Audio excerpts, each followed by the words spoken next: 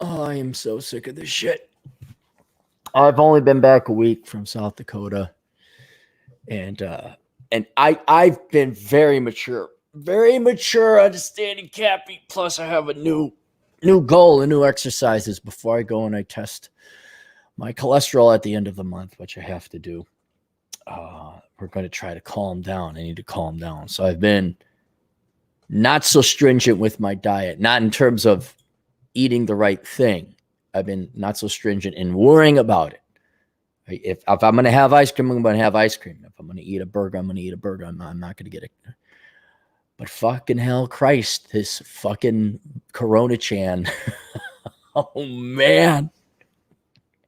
Because the GF got, oh my God, Frank's wife's nephew's football coach's cousin got the COVID. Now no one can come into the office. Everyone stay home. I'm like, oh, fuck. Now this, of course, is not her fault. And, of course, to save money, we're in a one-bedroom apartment. But, oh, my God, get the fuck out of here. And I know and I gotta remind myself, this is not malicious. It's not her fault. It's still, oh, my God, get the fuck out of here. I have shit to do. And you know why you women make less than men? Because you take fucking forever to get ready. That's one of the main. Even that I understand. Hey, they got longer hair. That takes longer time. And it doesn't change. Like, it's 10. Get the fuck out of here before I murder everyone at your office so you could go there because there ain't no COVID because all the bodies are dead.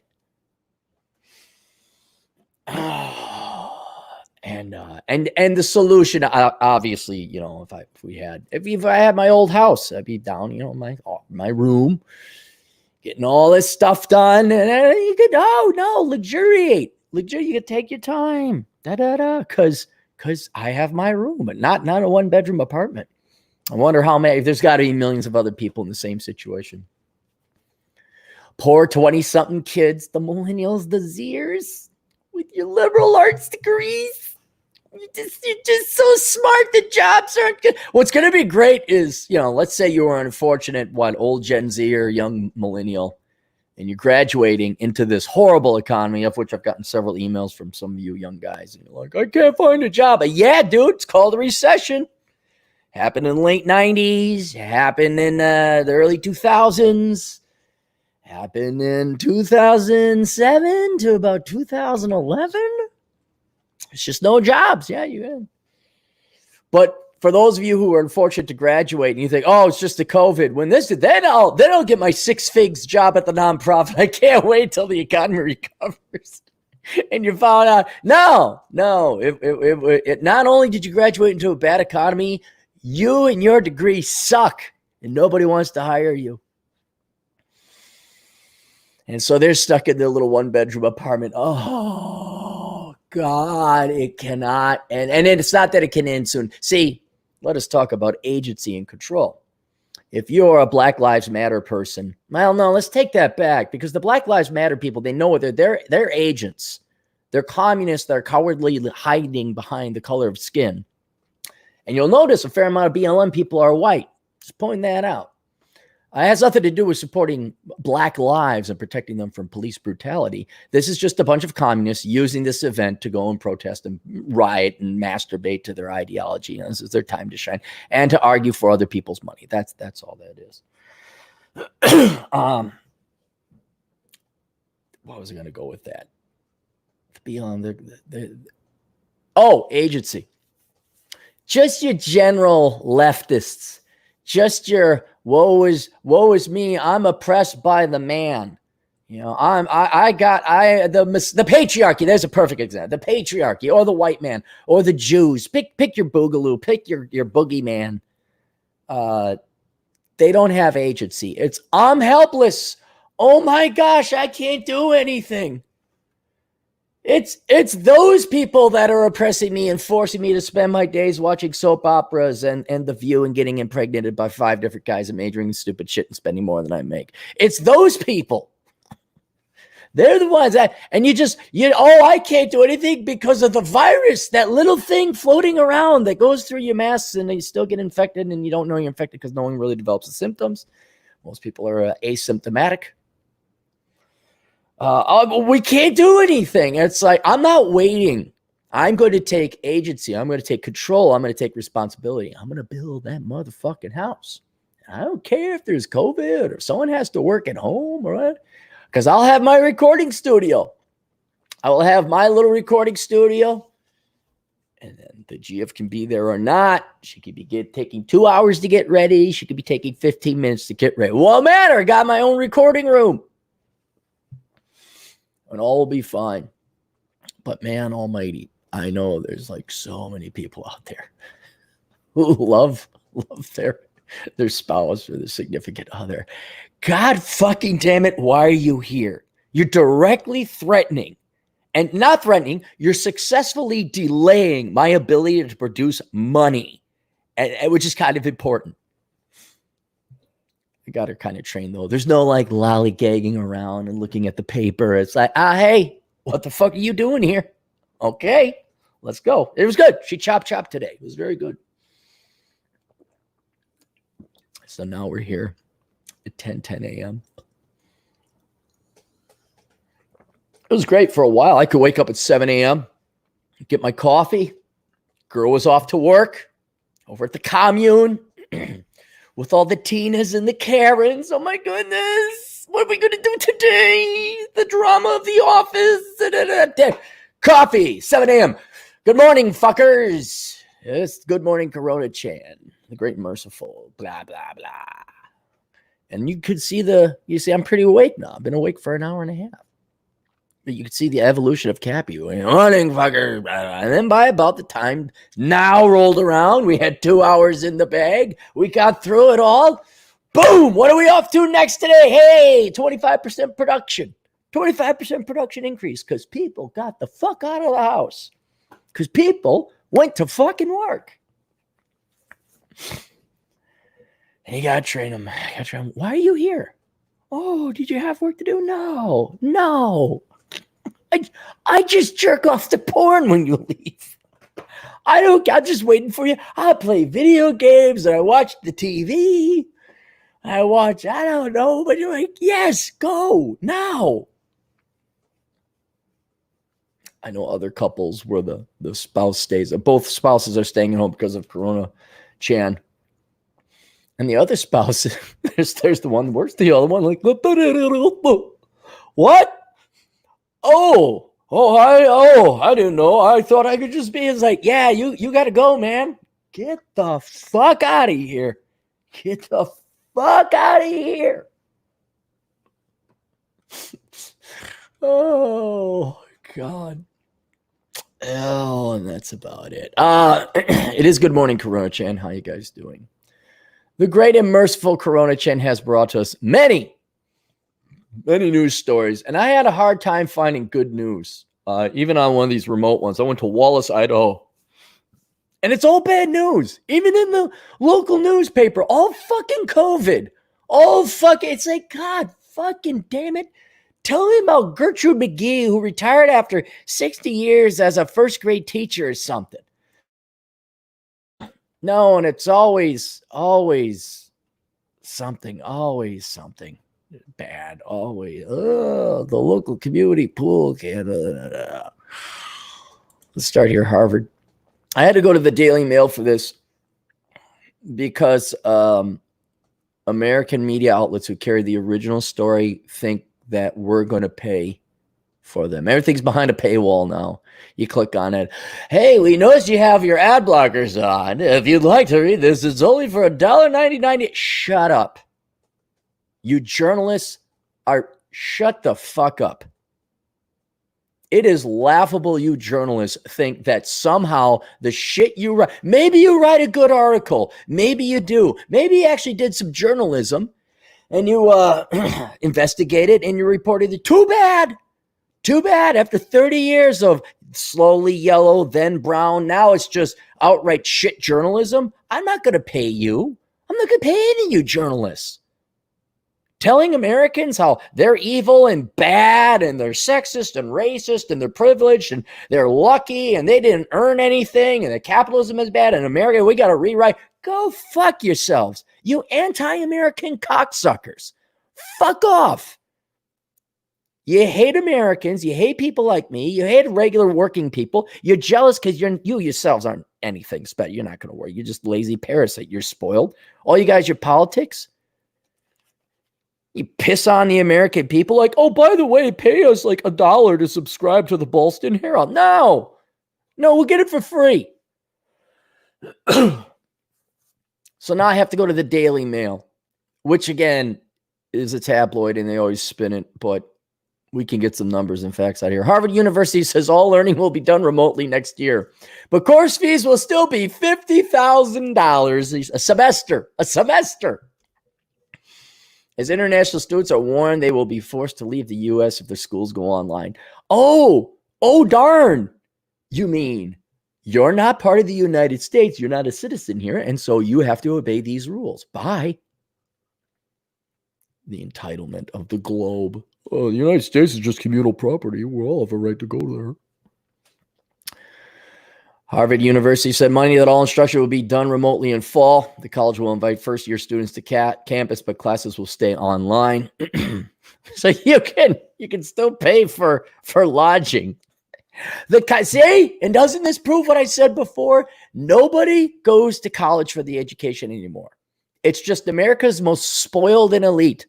Well, maybe not most spoiled and elite, but the most spoiled certainly, which is like 40% of the United States population. I think half the people go to college. You just want the college experience. You want to live on campus and walk around. Oh, I'm just so intelligent because I graduated high school. I'm an intellectual. I remember, there was like this halcyon days or a twilight period when I first went to college. And it was kind of like this nice reprieve. K through 12, you're always going to school and then you're working, making money on the side. And I remember you could go to the U of M campus like 2 weeks before classes started. And I was like, get me the fuck out. I want to go. And so I got there and I had like 2 weeks to just bum around and kill around. And it was nice, whole new. For any reason, it was new. Like I didn't know the campus that well. I didn't know Minneapolis that well. Walked around, went to Dinkytown, biked all over, went downtown Minneapolis. That was a big thing. Oh, wow, downtown, because rarely went to downtowns. Needed the car. We're not going to downtown Milwaukee. And as a 17 or 16-year-old, why would you go to downtown Milwaukee? No real reason for it. The architecture, the big buildings, how they're all interconnected with skyways. It was different. It was a different experience, different environment. Like going to a national park. Wow, this is different. This is new. And then just walking around the campus. But I remember, do you guys, what was the first reality TV show? The Real World, the Real Life? Hang on. Give me a second here.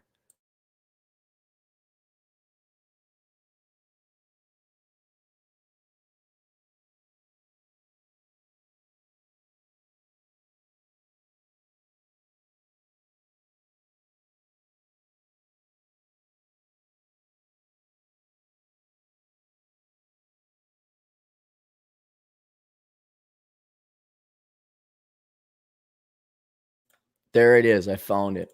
The Real World, starting in 1992. Of course, that's reality TV, and that was, semi-scripted and all that. But that kind of describes what it was like for Gen X dipshits, which are no different than millennial dipshits, which are no different than Gen Z dipshits. But that was kind of the attitude where it was like this magical world, and everyone thought they were so smart, and everyone thought they were so intelligent. Even I know, like, the U of M is not like the greatest school. It's not Harvard. Why? And these dorm room philosophical talks with 18-year-old idiots. Dude, I just think, yeah, man, we solved the problems. And that's when Ragstock, that's when like within a nanosecond, you went from you have to have the fanciest clothes, otherwise you're not cool or popular, to dude, we're going grunge. Oh, is that the memo that got out? Is that what you sheep are doing? Kurt Cocaine came out. He lasted about a year and a half before he killed himself. The importance of vitamin D. To be honest, he had a tortured background, so I'll give him a little bit of it. But everyone's like, yeah, it's all emo, we're intellectual. Yeah, all dressed like shit, wearing nylons, wearing makeup on your face. If you're a guy, mascara. That predate, dude. Millennials, you didn't have a monopoly on. You weren't the ones to first go emo, okay? It was all a Gen X affair. And just this the coffee shop, that was another thing. I didn't drink coffee until I got old. Probably till I was 30. You're like, God, this tastes like shit. I don't know. And people would just sit at this coffee store. I remember it was on Washington and somewhere else across from the medical complex. And I'm like, $2 for a cup of coffee? Holy cow, who are these rich kids? And they were. There's the snotty little elitists. Oh, I'm having my coffee. I'm so intellectual. And they didn't even have laptops. This was back in the day. You had books and things. Laptops didn't come out until I was a senior in high school, or college rather. Maybe they were out beforehand, but they're very expensive. And they were so smart. And they were reading their books. And and it's this bogus environment, and not just a physical environment, but a mental environment, this mental fog that took over the campus, where it was almost like a library. Everything's it was like Switzerland. Everything was kind of quiet on the campus. And because people were so serious, they were just thinking all the time. They're so intelligent. Meanwhile, 4 out of 5 of them were worthless dipshit majors. And they're, gals wearing drabby clothes. That was thank God there were still some gals that put on. There was a time, guys, okay, let's go into the way back machine. Girls would actually wear the occasional dress. It was not uncommon. You would see a gal wear a dress or a skirt to class. Not fancy or anything, but, just feminine. But that's where it started happening, where like the drapey, draggy clothes, just this drappy sweat, like they went to Ragstock, they went to Goodwill. They started wearing those Birkenstocks or whatever, loafer shoes. It all started there. And it was sanctimonious, and it was fake and hypocritical. You just felt it. You just felt like, what? Dude, get the fuck off. You're 18. We haven't even started class yet. I hate Sylvia Plath. Shut up. Who's that? She's really dark and deep. And Then you get older. Sometimes, now, of course, the guys are they got half the wool over their eyes because, pussy. Oh, Sylvia Plath. Oh, that's great. You're into poetry. You must be really intellectual. Fucking low IQ moron. And then I got a job, and then it didn't matter. I didn't even have time. It was like, then I could tell you everything. I could tell you the most minute of details about college campus life and the college campus itself at night during the twilight hours. I could tell you what it's like at 3 a.m. It's dead, and there ain't nobody out there. After the bars close, there's nothing out there. And then you'd wake up and you go to the class, you'd just be so beleaguered. And that's when we had Surge and Mountain Dew. That was our coffee. And you walk past the rich kids, the faux intellectuals over. What is the name of that coffee? Oh, they tore it down. They tore it down. That's right. Because now everything is a modern, brand new, shiny Lego looking building. Jack Napier would love it. Jack Napier designed the new campus. And it's all for the light rail. You can't walk across anything. You can't drive anywhere. But there was that coffee store right there on Washington. And I remember because the dorms were buying. I walked past it all the time to go. The cop shop was kitty corner to it. So that's where we go to check in and sign and have roll call and stuff. And they'd always just. I remember one time I was working the Christmas shit, and they were open. And I had a couple bucks on me. I went in, I had I think $3. I said, how much of the most powerful amount of caffeine will this get me? And he's like, it was a septuple strength. I remember it was septuple strength. I just drank this sludge of espresso. I'm like, ah, who comes here? Why are you drinking this? What is wrong with you? What? Related story. Fast forward literally 20 years later, working another gig. And I remember walking past in that same area. There was a different cut. There was a Starbucks. And of course, everyone had their laptops, not necessarily out, but they had their laptops. But then I'm looking at these, and things hadn't changed. Nothing had changed. It's 20 years later. It's still drapey, dopey looking clothing, low IQ liberal arts majors thinking they're intelligent. And with older eyes now, I can look back and be reminded of myself in some ways, because I remember going through a general management book or marketing and whatever like that. And when you're a dumb 18-year-old, you don't know any better. If adults put something in front of you and say, this is something you need to study, you think there's an objective, clear, known, finite, concrete amount of new knowledge that needs to be learned, that is critical for you to learn.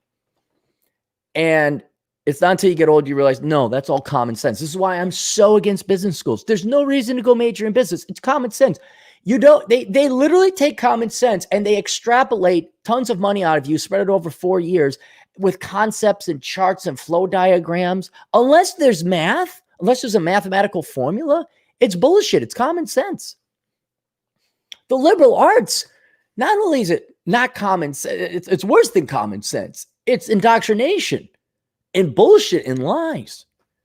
And since there's no math, there's no objective, 2 + 2 = 4. There's not a correct answer. It's all ambiguous.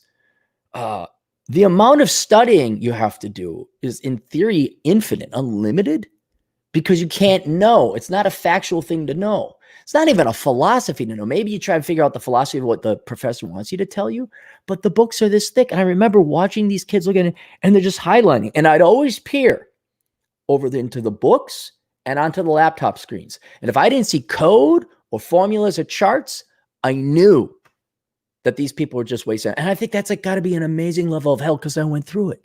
Here you are going through a 400-page book, just all text, all highlighting things. Like, what are you people memorizing? What are you learning? It's not factual. It's not concrete. It's not going to be, has no practicality in the real world. You're going to forget all that stuff. Oh, the 4 ways to tell if someone's racist. It's not even that. It could be philosophy. It could be anthropology. It could be all this worthless crap that has no core. There's no substance to it. And you're learning all this ethereal, flighting bullshit. It's fleeting. Flighting and fleeting. It's fleeting. And I'm looking at it like, you are wasting years of your life. The best years of your life, by the way, at least in terms of youth and accomplishment and potential and opportunity costs, on bullshit. They're those predominantly girls. There are some guys that are highlighting, reading, taking notes in their notepad. Oh, this is so, oh my goodness, I'm so intelligent. All that. All that to go be a waiter? To go be the barista? To go work a job you could have done when you were 16, 14? To make money you could have made if you were just a good babysitter, make $20 an hour? People think I slam on liberal arts. I'm trying to help them, trying to save them, trying to save you Gen Z kids. But I remember that where, at least in finance, there was math, and you could, in theory, you'd see, oh yeah, you analyze credit, you analyze financial statements, you read economic reports. So in theory, there was a practical application at the end, which it wasn't. Accounting is the only one. But I just remember back when I was younger and even when I was older, working a gig, looking at students like, what are you doing? What is wrong? God, there was another coffee store. The Spies Coffee Shop? Spy House. Holy shit, did I walk into a hive of not necessarily SJWs. I don't think they're politically motivated. I just walked into the effete faux intellectual class of the liberal arts of the U of M campus. It was on Broadway and Central. I believe. Is that Broadway? I think that's Broadway. Yes, Broadway and Central. Atham, look it up. And you walked in, and me and the GF, we're not particularly good-looking people. I'm short. She's tall. We're old. And I'm looking around. Not only the best looking people in this group of 20 somethings, I could beat up pretty much every guy there. And I'm a scrappy little 5'9" dude. And again, it's not because I'm big or strong. I'm not. I'm looking at these guys. I'm like, Jesus Christ. What? You can visually, physically see it. They're weak. Their necks are droopy because they're always looking at their phone. They're effeminate.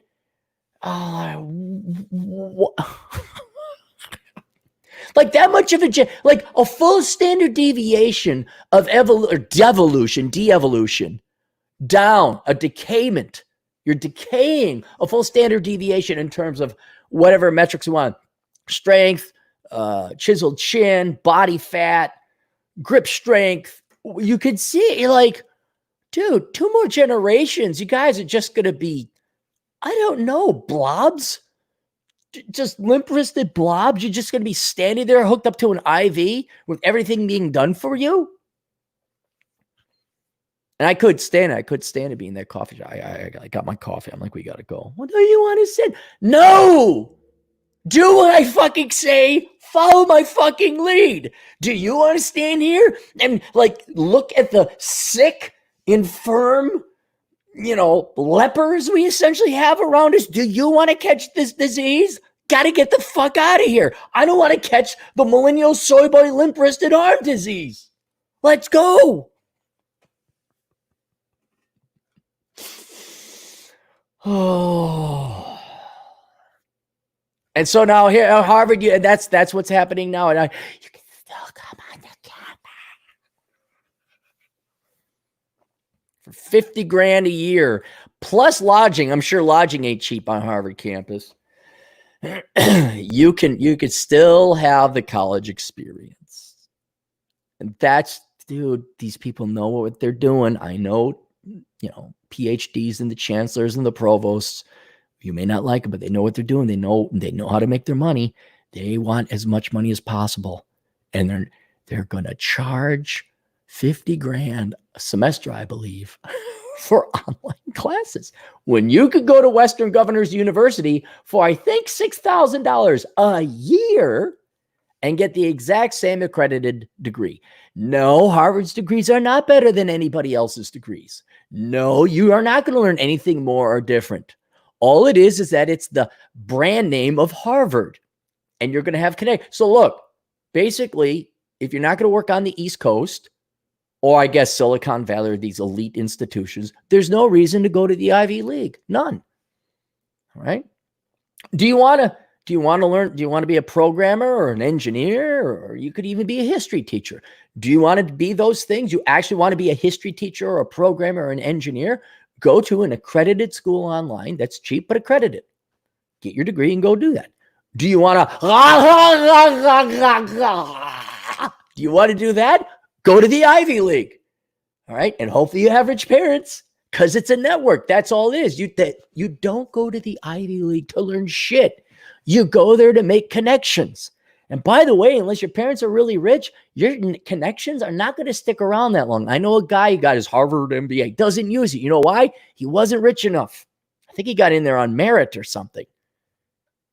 And like the stories he was telling, like scripted, cliche, like literally the douchebags they do that tied sweater around the pastel pink thing with their loafers and they're on a yacht. I'm like, are you fucking joking me? I thought that was like movies in the 80s. Nope, it's a thing. And unless you are, there's no reason to go to Harvard. But that's if you're practical about college. Most kids, they want the college experience. Unlike Harvard, Princeton University is offering 10%. Slay, guys. Slay, Charles. Princeton offered 10% discount. Fuck you guys. To students, since classes are mostly online, but Harvard's tuition will remain the same. Meanwhile, international students have been targeted by new federal guidelines. Guidelines say that international students will have to leave the U.S. Schools decide to offer their classes entirely on fall. All right, here's the article. Harvard University has announced that all learning for the next academic year will be done remotely, but tuition will remain nearly $50,000 Announcement came as federal immigration authorities say international students will be forced to leave the United States if their schools offer classes entirely online this fall. Yeah, they could still go to school online, see? In a statement released by university, officials said all courses structured, undergraduate and graduate, for the 2021 academic year will be delivered online. Harvard said it will invite first-year students to live on campus, but classes will stay online. Did you know that classes are going to stay online? Did you get that? Students will learn remotely whether or not they live on campus, school administrators say. The university said it will bring up to 40% of undergraduates to campus, including all first-year students for the fall semester. Assuming we maintain 40% density in the spring semester, we would again bring back one class. And our priority at this time is to bring seniors to campus, the statement reads. We will also invite back to campus those students who may not be able to learn successfully in the current home learning environment.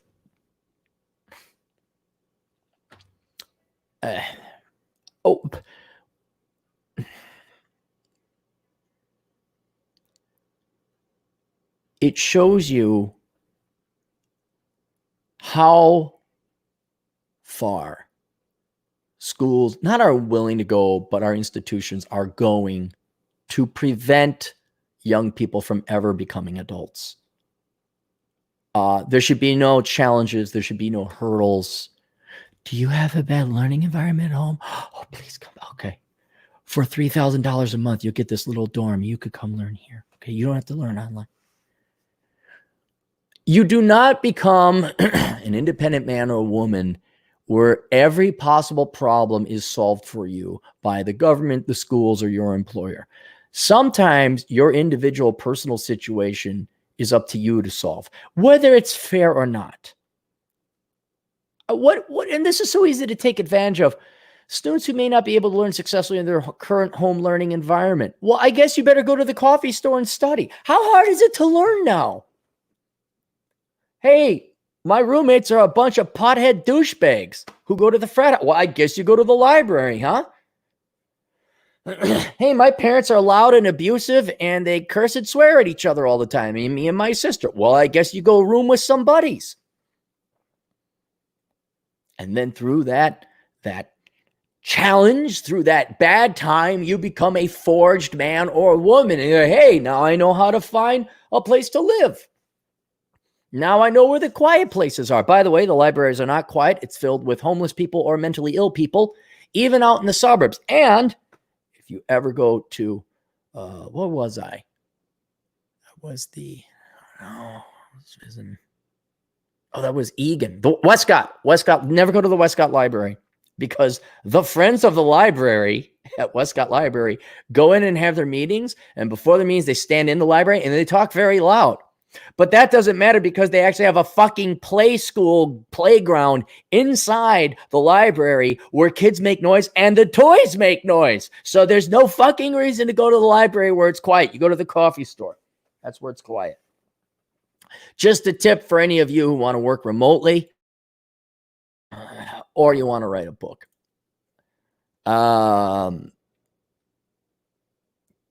There's more about those attending schools that are staying online must depart the country. Okay.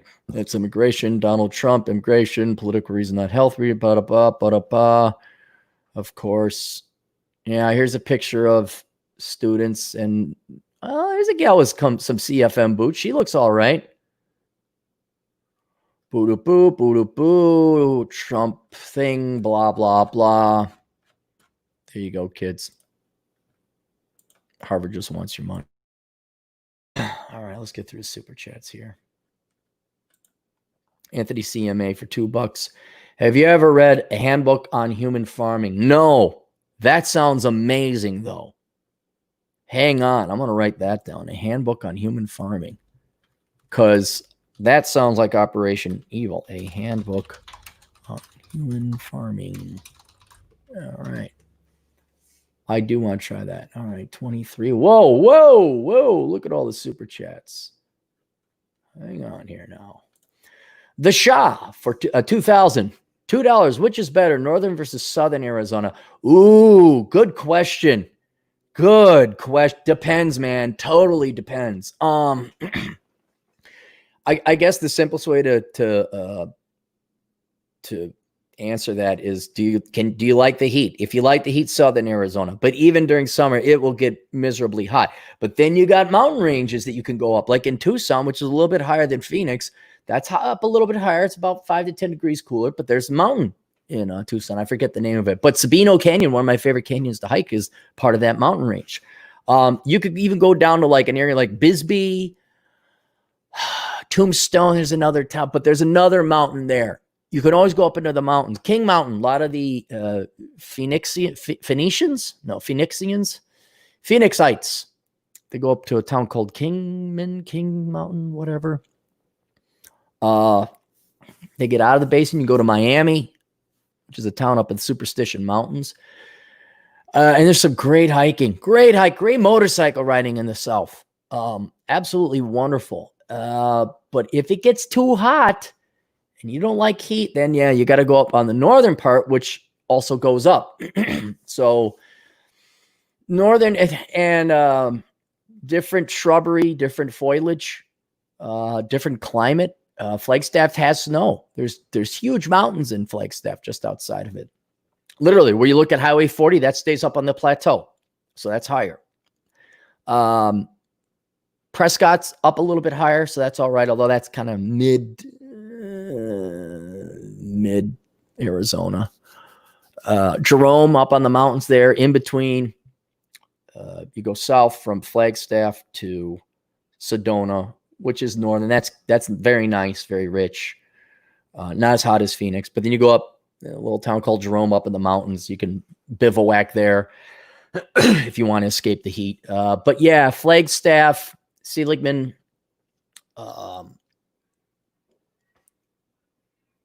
Selig, the Painted Desert is. Not a lot of towns. You can get in like Payson's very nice.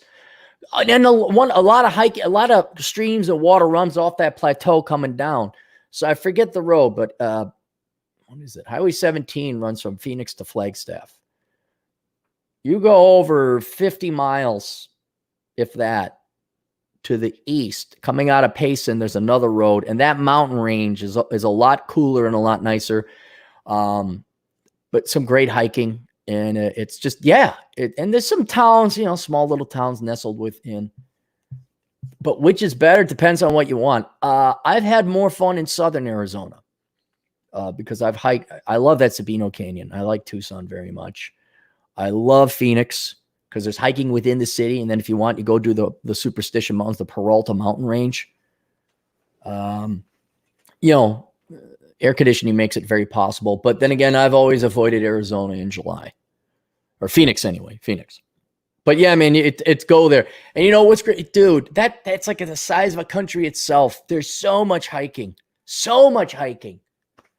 You got the Grand Canyon too, if you want to like fucking go there. I hate the Grand Canyon. People are like, no, I hate it. Never been able to hike it. It's always been icy. One time it was fogged over. Spent 4 fucking hours going to the Grand Canyon. I get there, it's fogged over. You can't see it. Literally at the edge of the canyon, you couldn't see it. I'm like, oh, again, proof God exists and he's a dick. That pissed, because I was like, okay, cool. The GF isn't here. None of my friends who are crippled are here. Cappy can take on this. I'm going to go and I'm going to fogged over completely. All right, that's it. Fuck it. I'm never doing the Grand Canyon again. Don't care. Don't care. Deal on for $5. Drove through 5 states. Masks are only being used in cities. Rural areas aren't buying. Yeah, because at least the rural people who dang diggly do dang diggly dang they might be still have their balls. Joe Jones, $5. The end brought to you by boomers, boomer professors especially. I didn't think the boomers could fuck younger generations in the ass more than they did already with Social Security, Medicare, and just the degenerate decline with 60s hippie culture that is now spread like herpes throughout all other generations. I don't even want to call it outright Marxist or communist. It's not. It's just this, not even decadent, just this low grade, arrogant, we're so smart, we're entitled to, we're all got to go to that 1968 hippie crap.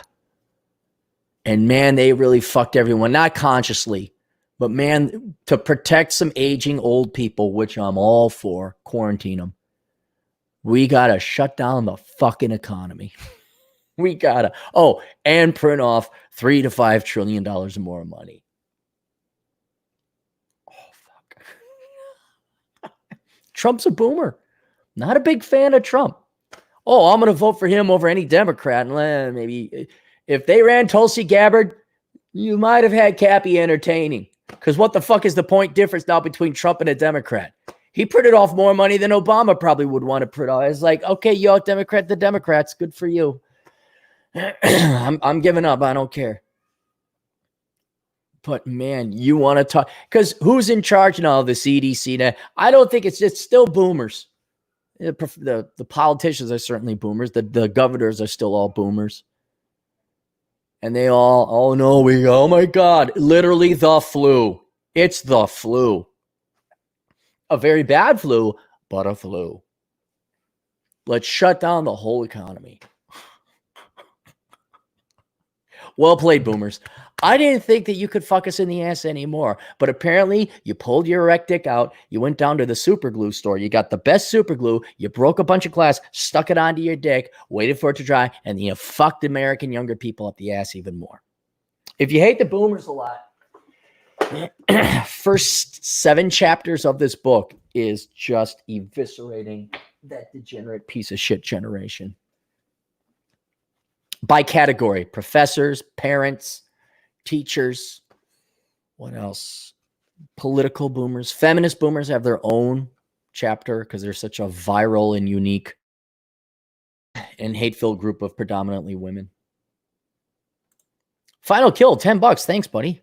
Hey, Cap, I'm kind of scared for us all in the U.S. I think we're headed for a second civil war in America. Don't know if it's a setup. I feel we're one day away of war. Your thoughts? We're not. No. You got to look at other countries. Dude, they have riots and protests all the time. And this is nothing. It really is nothing. Yeah, it pisses me off. People are blocking the highway. Yeah, it pisses me off that people are burning their own neighborhood. And it doesn't even have anything to do with politics. It's like, you're hurting your own self. What the fuck is wrong with you? So if there's anything to worry about, there's a group of feral people who are true zombies. They cannot be reasoned with. And you got to basically, you are going to have to face the chance you might have to kill these people if they come to your neighborhood and are going to fuck up your shit. I think that's what most people, they don't want to kill people. And the idea of like a true zombie, they're true zombies. You can't reason, you can't rationalize with them. I tried. Try like, hey, why are you burning down your own town? You don't get it. No, I don't think you get it here, buddy. You're burning down the pharmacy. What is wrong with you? We're trying to make a set. That's what elections are for. Or you could move. There's no ability to reason with. So that's the concept of a truly feral human being. You see a wolf. I've never seen a wolf hiking. If you see a wolf hiking, you are fucked. Just put a bullet in it because he's got his buddies and they're sizing you up. Even coyotes do that. Now, I did see a bunch of coyotes one time. I was out in Wyoming. I had my AR-15. Thank God I did. And I say, hey, there's a coyote. And I look at my 10 o'clock. I'm like, there's a coyote. I look at my 8. There's a coyote. Oh, coyotes all 100 feet or 100 meters around me. And they're all walking with me. And I fired at a couple of them. And then the coyotes went away. You don't like that. But with animals, the animal's going to do what animal's going to do. And feral human's going to do what feral human's going to do. And they're going to fuck up your shit because they're jealous and they've been programmed and brainwashed. They hate you because whatever reason, it doesn't matter. It doesn't matter. Why did they go to that guy's place in St. Louis? Or not St. Louis Park. St. Louis. Yeah, St. Louis, Missouri. Why did they go to his house? What did he do to it? Doesn't matter. He's got nice shit. He's got a gate to go. Let's get him. And then the whole world makes fun of him for defending his property. Well, but no, we have the National Guard. The left is making too much ground. They're making too much gains civilly, peacefully.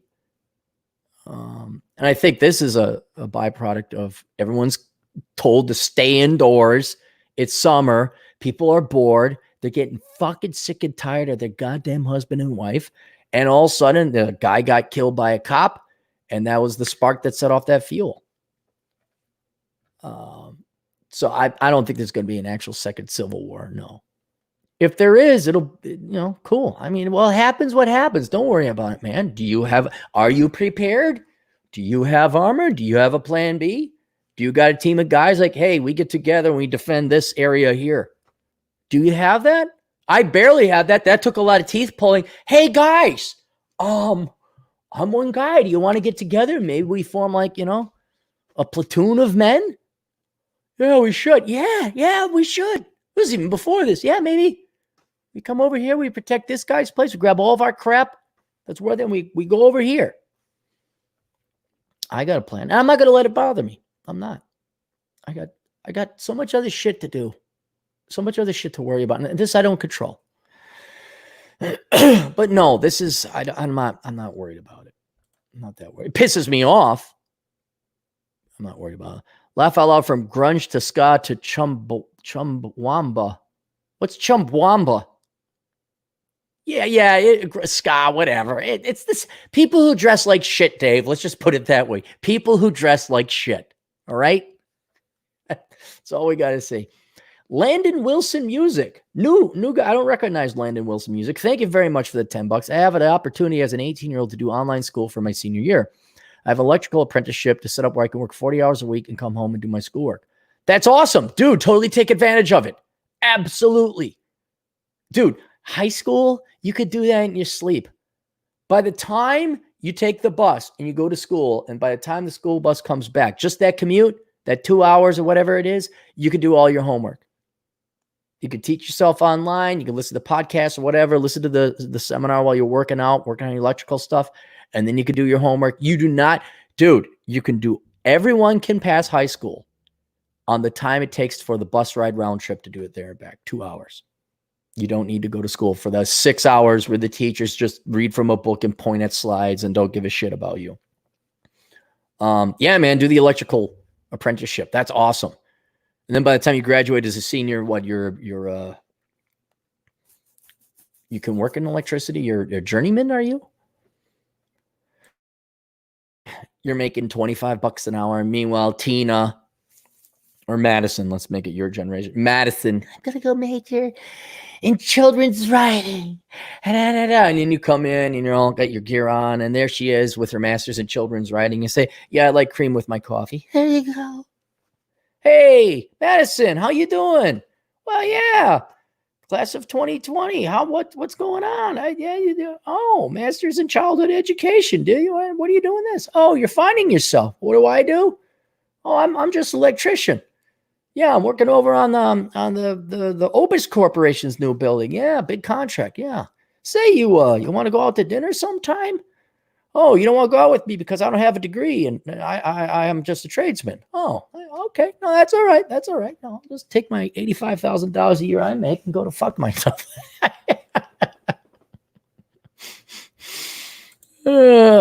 Crude Lord Chubbs. Boy, we got some new peeps in the show here. New guys for another charitable $10. Hey, Aaron, can I get your thoughts on buying cars from auto auctions like Copart? I don't know, man. I've never done an auto auction. If you can, it's just like where the county auctions off cars that they repossess or they fine and nobody claims them after a while.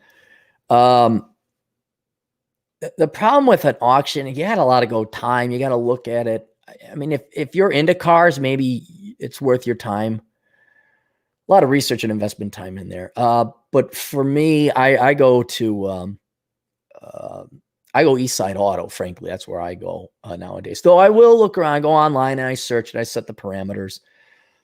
Then I'm willing to drive, 500 miles if I have to get a good car with low miles and a low price.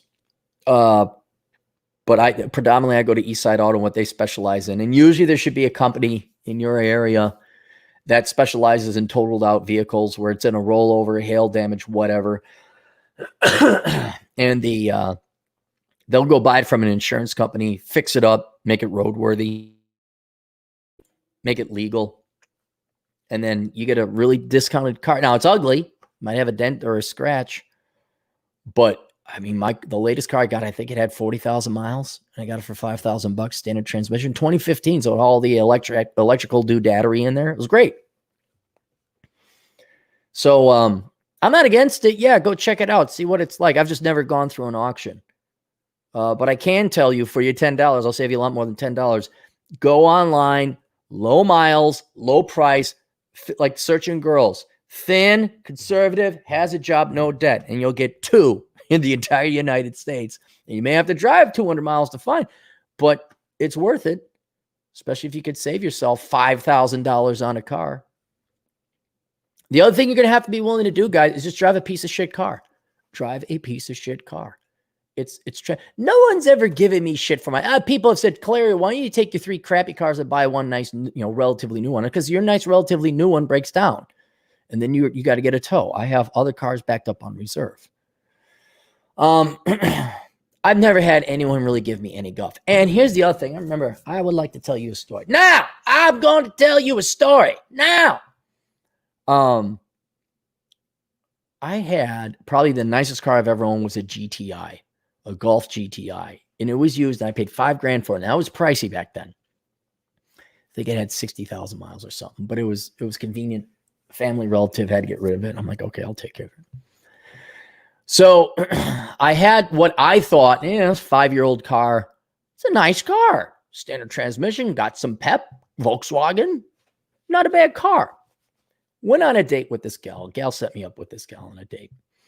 Her sister or a friend or whatever. And everything went well. We chit-chatted. Things went. I got back. And the next day, her friend who set us up emails me like, Aaron, you did very good. Good little boy. You did the good. I did? Did I impress the woman with the vaginas? Did I make her happy? I wasn't that dumb, but I was 30 maybe. I'm like, oh, good. She said, okay, Aaron, but you got to get a nicer car. And that's why I said, fuck no. Fuck that. This is a perfectly fine car. This is the nicest car I've ever owned in my life. And nope, that wasn't good enough for this girl. And I knew enough that fuck her. Oh, I guess we're not going on another date. Now, what I did do, what was funny, is I borrowed a buddy of mine BMW, and I took a second date. I'm like, oh, you said I needed a nicer car, so I got this BMW. And then I didn't call her again. It was great. So, yeah, I've never, aside from that, no one's ever given me shit about the car, except for regular old ball busting, that kind of thing. You're not losing anything getting a cheap car. Look, guys, you don't get cars. You get transportation. That's what you do. Because the way you could get a really nice car, girls are still not going to be impressed. It's got to be top elite. And like, no. Bye. The Cappy Man, $2. People as blobs see Disney movie WALL-E. Yes. That's what. But see, they're all eating soy and vegan. So I don't know the skinny, emaciated version of that Cappy Man. Yeah, but WALL-E. When are they going to ban that? Because that's fat shaming. There was a good lesson there. Oh, it was about environmentalism. I know that, but there was also the argument about not being fat. It was an argument against sloth. It was an argument against laziness, one of the 7 deadly sins. Alex Bogey, €5. What do you think of the gates behind Coronachan lockdown and Soros behind BLM riots and conspiracy theories? Who should have been pushing these? I don't know. I'm sure what Soros... Look, those guys got billions of dollars. And how well do they audit? Like, look at the federal government. Do they audit where the money goes for government grants? No, it goes to communist, Marxist, hateful. Like that gal, and now this is Australian, but, just to show you, the Australian local government gave a $20,000 grant to this woman who tweeted. She literally hates men. She is a genuine misandrist. Okay, I rarely say that about people. I think people have major complaints with other groups of people, and it's constructive criticism. And it's like, dude, stop doing X, Y, and Z. More often than not, it's for their own good, or at least it comes from a good place. But this gal genuinely hated men. She's like, coronavirus isn't killing enough men. And so that went viral. She still got to keep her grant. So I think once billions of dollars is sent out into the nonprofit world, and since the nonprofit world is populated predominantly by parasitic, lazy fucks who never want to work a real job and use heart-tugging idealistic causes to get other people's money. I don't know if everyone knows, where did the money finally end up? Soros, I would be more inclined to think he knows where it ends up, because I think an old fuck like him just wants to fuck shit up as much as possible. So it doesn't surprise me. Gates, I think, is just dumb. Gates, he just, and his wife, oh my God, we're going to help the women and the children. But even though the government has spent trillions of dollars on the women and the children and the minorities, we, with our $50 billion, we're going to help. We're going to do it differently. It's like, oh, I see childhood poverty is still around. I see well, I can't even say minorities. Non-Asian minorities still don't make as much as whites, or let alone Asians. There's still disease. All this. Look, guys, since I was a little kid, fucking parasitic, cocksucking, commie Nazi socialist bastards in the form of teachers, right off the bat, I donate money to the poor, help out the poor, the kids in Africa. Oh my God, we got it. Not one problem has been solved. Not one. Wake the fuck up. The Susan G. Komen Foundation is not to end women's breast cancer. It's to enrich a bunch of assholes. All right? Look, here. Microscopic, self-serving, microcosmic, and self-serving as it might be. Let me point out. I switched to Subscribestar. You can go subscribestar.com/Aaron Clarey. Do you know what? You can set a goal. I do I want to set a goal? But it's got that cool little thermometer thing that moves like, oh, we're almost to our goal. So I set a goal. You know what my goal is? What I want? I want to buy a septic tank so that I might go poo over at my new house, which is being built. All right. And I looked up online what's the average cost of a septic tank to install. It's between $5,000 and $9,000. I'd say $7,500. So there's a goal there. You can help Cappy poo. Help Cappy achieve the goal of $7,500 so you might buy a septic tank. Okay. Now, guess what I'm going to do with that $7,500 if I ever get, which we might. There's a significant amount of people donating on the Patreon now, maybe to Subscribestar. You know what that money's going to go to? It's going to buy a fucking septic tank. And then the goal, the problem is achieved. I'm not going to throw money at an amorphous, unsolvable, impossible to conquer problem like poverty. Not that I'm big with JC, but the poor will always be with us because there's a lot of stupid fucking lazy people who have more kids than they can afford. There's your answer. You're not going to cure that. But you can sure make a lot of money off of people's idiocy and naivete saying, we're going to help the poor. I'm a privileged white woman from the suburbs. Let me give you all my husband's money. I feel so good. Oh my God. No. And not one fucking problem since I was a little 6-year-old child did any of you boomer, now Gen X and millennial and Gen Z fucks, you haven't solved one fucking problem. That's why I don't donate to charity. You're not solving anything. Stop wasting your money on charity. Give it to someone. Give it to your kids. Give it to your nieces. Give it to your nephews. Spend it on yourself. You want to help out somebody? Help out Atham. Help them get tuition so he can become a chemical engineer. There's another tangible goal. I don't know if he's got it set up. He might want to do that. If Atham had 20 grand a year for 2 more years, he would, at the end, he'd have his chemical engineering degree. And see, but he would only make 40 grand off of that because that's what it costs. I'm only going to make 7,500 on the septic tank because that's all it costs. Even in Lexiana, I found this out. And I was going through the FAQ. You know what? A lot of gals ask, can I use Subscribestar to finance a boob job? Because that's it. Like, yeah, you can. That's well, it makes sense. What does a boob job cost? I don't know, 10 grand, 5 grand. And people, yeah, and it makes come, oh, yeah, I'll give you that. I want to see those titties. Yeah, okay. God bless them. There's a goal. There's a fixed price. That's it.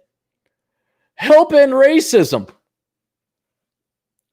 How many trillions of dollars did the government throw at the black community over the past 5 decades for that not to occur? And for the black, well, we can't even say the black community, radical sects within the black community are rioting and protesting, burning down neighborhoods. And you can't even say that because there sure were a lot of white Antifa people doing the arson work there. So I don't think Gates is conscious. Soros might be a little bit more conscious of it. But I don't care, guys. I don't watch. I don't know who this gal is that they arrested that has something to do with Jeff Epstein. I don't know who that is. I don't care. I've seen a lot of memes.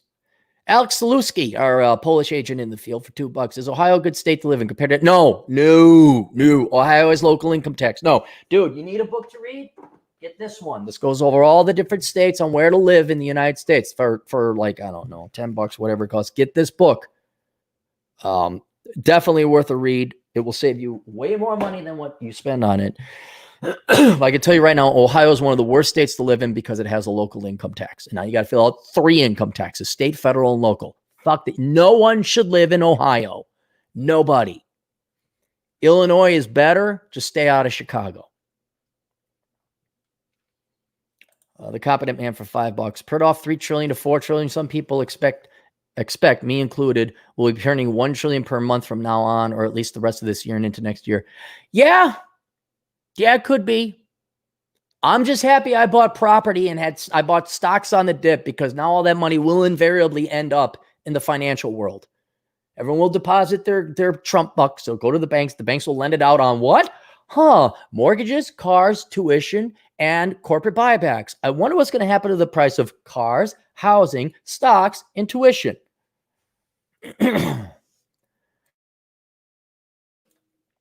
Wizardly Wizard for $5. Thoughts on Mr. Money Mustache idea of using a credit card as an emergency fund? If your interest rate isn't usurious, like 24%, it's okay if you have a credit card and you got a credit limit.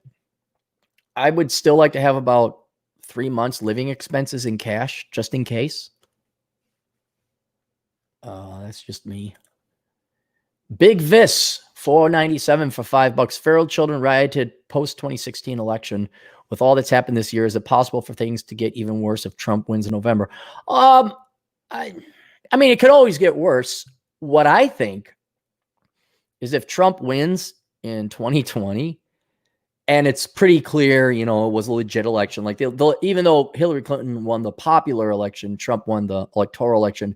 So it wasn't there. You couldn't say there was like cheating, and it wasn't like the Bush Gore election where we had to go counting chads or hanging chads in Florida. So if it's a clear and clean win, I think you'll have the same thing as 2016, where everyone's just depressed and demoralized. I mean, people were calling in sick. I don't know if you remember this. People were calling in sick in 2016 because they're so depressed, and they canceled classes because liberals in academia are fucking pussies. There wasn't any riots. They were just so destroyed that the privileged white woman who never worked a day in her life won or didn't win. I was laughing my ass. I'm like, it was, what it was like? It was like Tom Brady winning that, the Patriots winning the Super Bowl. Like they came back from 3 to 25 and they won. I woke up the next day. I'm like, what? Wait.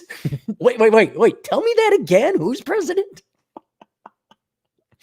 I remember going to Uptown, where there's been a shooting in Minneapolis, where the cops responded and that they had to call the cops. I don't know who. They should have called social workers.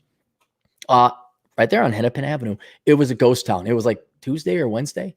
Should have been. I found parking just fine. It was a ghost town. It was a library. It was a morgue. I mean, there were people walking around, but it was quiet. I'm like, wow. So I think that would happen. If there's riots, so what? They're going to riot again? I guess we go get the National Guard. And this time, the cops know what they're doing. This time, even the politicians know what they're doing. I mean, our dipshit governor, there was the worst night of rioting, or one of the worst nights of rioting, occurred because he didn't authorize the National. They were there, they were ready to go, and he didn't give an order, so somehow the National Guard wasn't deployed. They were ready to go, but he didn't give the order. So now I think they have those managerial, political management snafus all taken care of. Anthony CMA for $5. There's a narrated version on YouTube called Human Livestock. Okay, I can't. Hang on. Can I? Hang on. Let me type this. Human Livestock: A Handbook on Human Farming. Let me type this down. Okay, that's on YouTube. So I'll convert that to MP3 and I'll download. Thank you, Anthony. That sounds very interesting. I think I know I have the theory figured out on how to use humans because they're dumber than shit. They're sheep. But I'd like to hear the techniques and tactics. I could always improve what my idea is. If someone's especially gone down that road before. Oh, Flamio, hey, we haven't seen you in a while. Where have you been? A Flamio for $5. I want more control of the normies so I could tap them for money because boomers and psychological institutions screwed me. Absolutely. Look, every one of you, especially if you've been screwed over by society, which is most of you. Most of you were told to go to college. Most of you will follow hard money. Parents probably got divorced. Parents probably lied to you. Teachers, and you have every right to screw over the rest of society. Every right. Okay. But even if you didn't, like society treated you relatively well, what you're going to find out is society wants to be lied to. Right? Society, and I've talked about it's a great book, guys. Not kidding. How Not to Become a Millennial. It's not just for millennials or Gen Zers. One of the economic epiphanies I had is that we are such an advanced economy and technology and everything is taking care of our needs so much. I mean, you don't worry about food, clothing, and shelter anymore. I remember the 70s. You worried about food, clothing, and shelter. Now we don't. That really the only thing left, I call it the last and final luxury good of America or the world, is a lie. It's to live in a lie. Where hubby, many examples are abound, where hubby will buy wifey poo the brand new Range Rover, give her a spending account, and he'll borrow money to keep that facade, that lie up, so wifey poo gets to imagine she's queen bee of the Wayzata. For whatever this fucked up weird shit women have that they got to compete with the housewives of whatever county. And it's a lie because she's not working.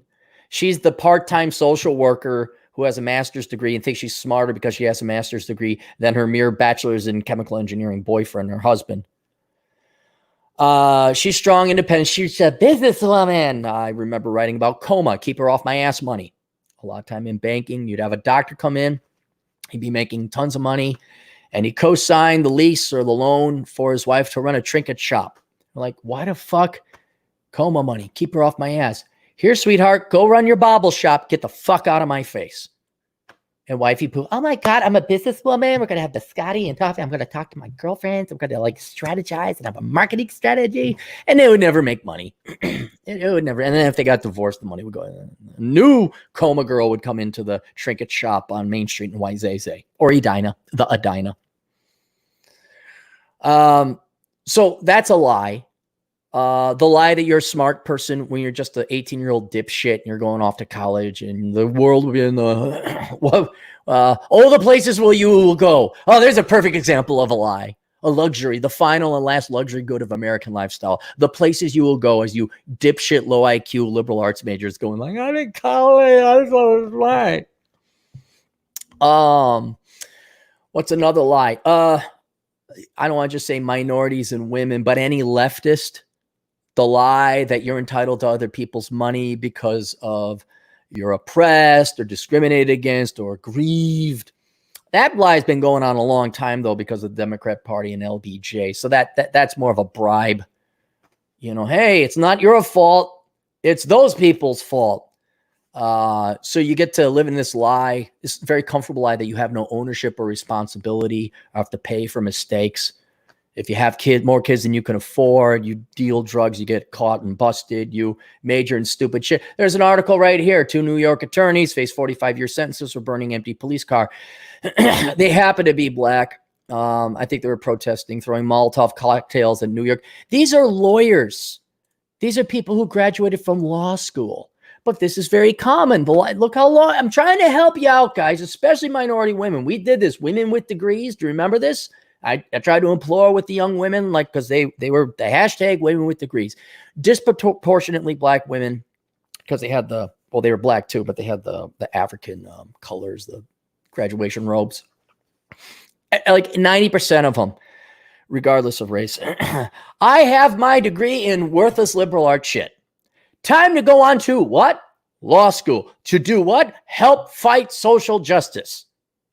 All they did, and they didn't get into Harvard. They didn't get into Michigan. They didn't get into a tier 1 law school, but they did pay $300,000 to go into debt. So you can have this. The lie was that you're going to be this powerful attorney and save the world and change lives like teachers.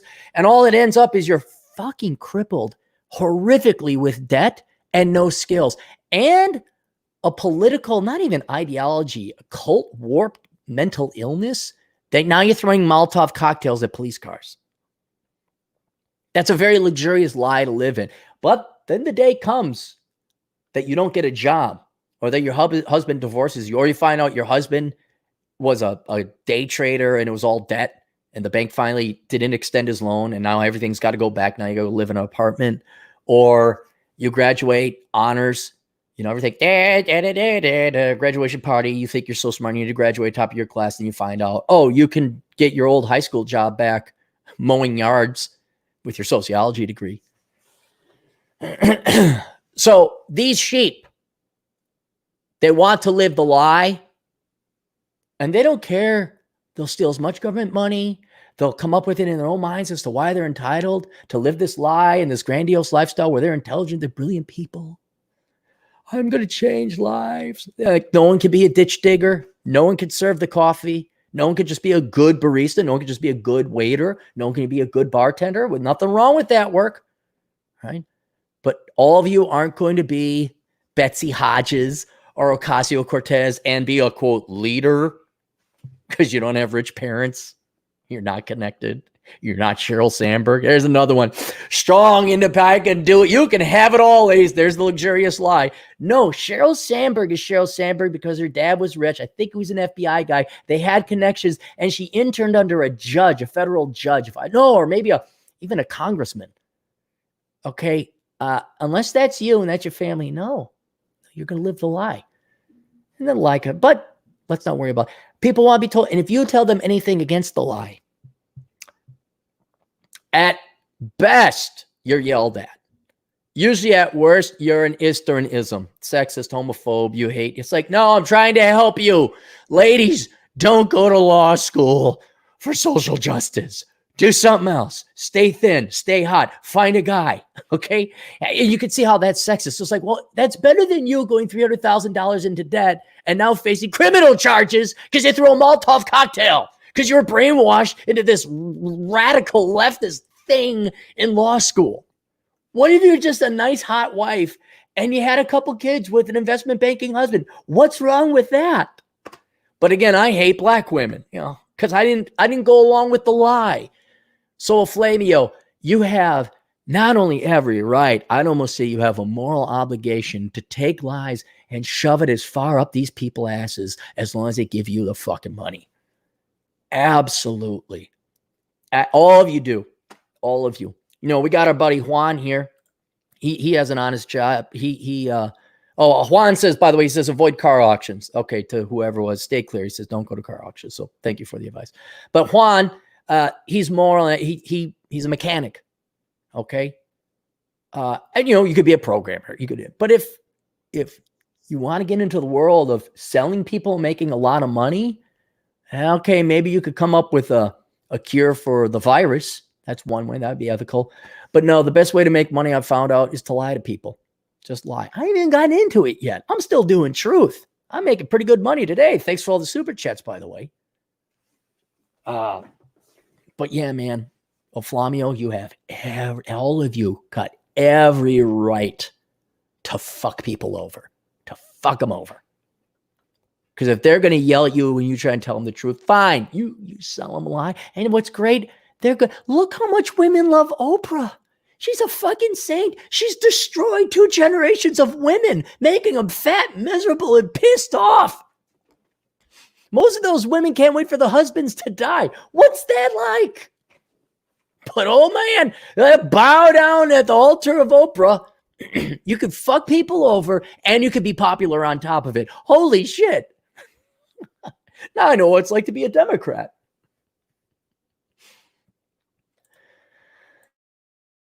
Chris is black for $5. Any thoughts on Toyota Camrys? I guess they're the most reliable, popular car in the United States. I know a guy who's a Toyota specialist mechanic, and that's what he recommends to his family members. So if it's good enough for him, it's good enough for or if it's good enough for his family members. Hang on, I gotta stretch here. Oh, balls are hurting. Left balls are. I don't know why. So if he recommends it for his family, it's got to be good enough for everybody. Painkiller for $5. I'm the filmmaker guy who answered for Asshole Consulting. I joined the Air Force Reserve recently and I'm waiting to ship out to boot camp. Awesome. Good job. I hope you do well. DJ Aftershock, our regular DJ Aftershock for $5. Dude, bro, all the smart kids hanging uptown. We got laid out with my brothers Thaddeus and Chad, and yeah, man, your dad couldn't hack it at TCF Financial. TCF is like one of the. We got Wells Fargo here. Used to be Norwest, but then Wells Fargo and Norwest merged. And then there's U.S. Bancorp. There's some size, or there were some sizable bank, and then there's TCF. That's kind of the regional bank. TCF. TCF is over in the YZ. I like TCF. Their CEO, Cooper, he died recently, but he didn't take bailout money. So I was all cool with that.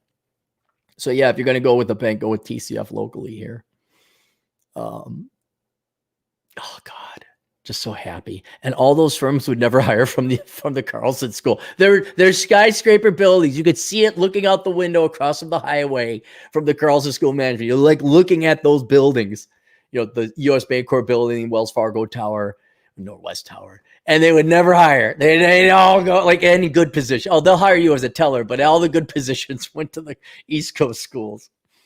McCoyan, which I think is the name of a MiG. What's possibility for U.S.'s own South Africa moment? Should white single dudes just sail off to East Asia or something like Modern Life John has done? I wouldn't be against it. And it's going to be a long time. Demographically, it's going to be a long time. And it's not going to be, look, I don't think you're going to have a South Africa moment because it's not just blacks only make up 12 or 13%. I think Hispanics also make up the same amount. There's going to be other sects and groups of races within the United States. And when the white man has gone away, either because we stopped breeding because the women were impossible, or we decide to like, you know what, this black gal over here treats me a lot nicer, and you have a mixed race, that's becoming a very large segment of the population. There's not going to be a clear majority race population. It's going to be very diversified. And they're all going to fight over each other. Because that's what humans do.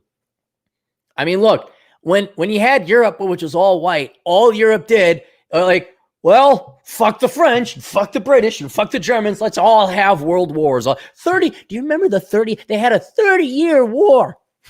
The 30 years war. All white people killing each other because those fuckers are German and those fuckers are British. And fuck the Spaniards and fuck the Italians. They'll fight. They'll fight, and just be thankful, McCoyan, we got to live in like the ideal time of the United States. Because you know what? We don't even bear the full cost of government spending because we have so much deficit spending. We racked up so much debt, and that's going to be kicked on down to that future generation. Also, be very thankful the United States has a world reserve currency because every other country is even more fucked up than we are. So it doesn't cause that much inflation on imported goods. Oh, it inflates property values and therefore rent and tuition, anything, cars, anything else you buy. But if you're a minimalist, you're all right. But no, I think whites are predicted to only be half the population by 2047. I'll be dead by then. And the real threat, demographics certainly plays a role in introducing socialism here. But the real threat is, dude, it really doesn't have anything to be about race. Have you seen white people? About how they just can't wait to virtue signal and be good little socialist, communist little morons. It really doesn't have anything to do with race. It really doesn't. It has to do with the brainwashing all races get through school and college. Yes, I could see certain minority or immigrant groups have a financial incentive for a welfare state. But dude, what are we talking about? College? How many little dumb shit the millennials? Hello. They couldn't get enough of Obama's cum on their face to prove just the socialism. Dude, and may I point out again, which Marx, He was white, communist, although some people say Jewish, whatever. Okay. Soviet Union, white. The Scandinavian countries, white. Whites cannot wait just to fucking sell themselves into slavery. I mean, this could be criticized of other people too. It's, China, obviously. They couldn't. Free shit? Okay. Mao Zedong, privileged little bitch with rich father. Vietnamese, hey, they did that too. North Korea, hey, let's try it. Oh shit, where's the food? So if you want to go to, this is why I talked to, who did I talk to? Client, black client, by the way. He's like, dude, I just got here. He was an immigrant. What the fuck? Yeah, you might want to go back. He's like, I might. And he said, well, where do we go? I said, well, here's what I'm doing. I'm going for stability, cultural stability. And I talked about, like, look at Japan. Finances aren't great, but the Japanese. Okay. And I said, you and I will never be part of their culture. I'll be gaijin or gaijin. And we will be discriminated against. But you know what? The electricity is going to run. They got law and order. And all we do is we kind of monk it out, and we learn the language, and we don't marry one of the natives. We don't date one of the girls. We respect their culture. We just allow, we're grateful they allow us to live there. South Korea, kind of the same thing. Him and I, you're not Korean. You have to learn the language. You'll never be fully accepted, but at least it's stable. Thailand, probably a little more laid back. South, I kind of view it, a little more tropical, relaxed. But yeah, you just go to a culture. I was even thinking Russia. If you're willing to pain yourself on learning that language, and they're very corrupt, dude, Putin ain't fucking tolerate no bullshit. You'd probably be pretty hardly discriminated against there. So you'd have to go away and be quiet. But you know what? I have a feeling Putin ain't going to let a bunch of illegal aliens come in and change the Russian culture. And now there's no Russians. So it isn't even necessarily the taxes. It's just, can you keep law and order? Can I get food and internet reliably? I can. Cool. I'm just going to sit on this beach and have my cigar and not bother you people. I'll leave you alone. And I'm not voting. I'm not demanding the Thai people take care of me. Shit, I might leave money to a park to say thank you for the Thai people for letting me live out my retirement days here. Love you all, Cappy. But you got to do that research. You got to do that research yourself. And that's, after I finish all this other crap off, that's what I'm going to do.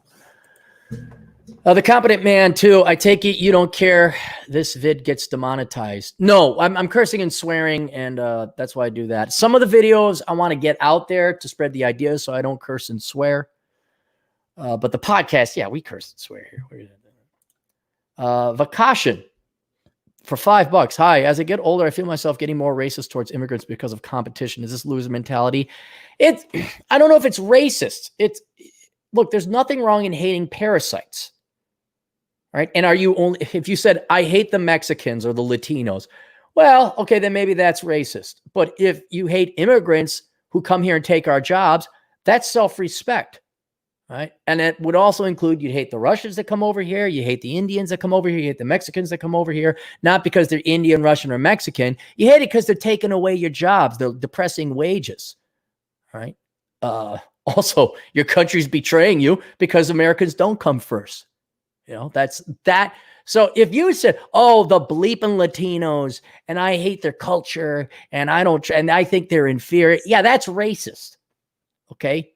But I hate protesters. That doesn't mean I hate black people. Again, there were all colors and stripes in there because they're destroying the fucking city. Right? I hate people who block highways, not because I'm an ist or an ism. Again, there's you predominantly find more white people block, especially in Minnesota. It's because you're blocking the fucking highway and slowing down society. You're evil fucking people is what it is. Again, to be a real racist or a misogynist or whatever, you really got to be ignorant. You really got, because of that color of their skin, or because of that type of plumbing, or because they came from this arbitrary circle of land on the planet over there. I hate them because of that. That's bigoted. That's an ist or an ism. But if I say I hate fat chicks or I hate feminists, it's not that I hate women. I hate ugly, old, overweight people who give no care or consideration, let alone for their own selves, but to be pretty and be a negative externality upon society.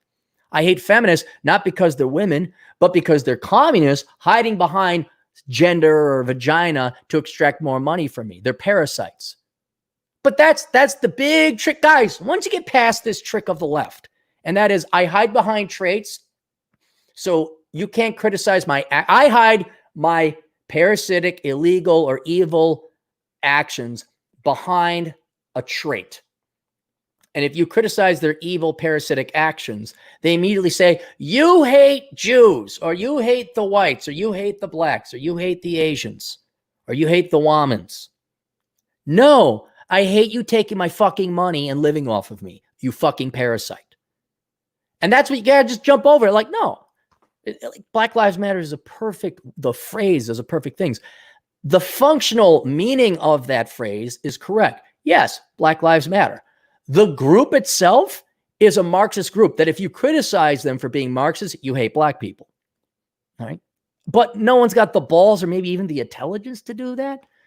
So I very much doubt like, for example, O'Shea Jackson, he's like, he does. Now this is secondhand O'Shea. I like O'Shea. We're colleagues. I even say friends. So he doesn't trust white people. Does he hate them? That maybe he has really good reason because he's treated me pretty well.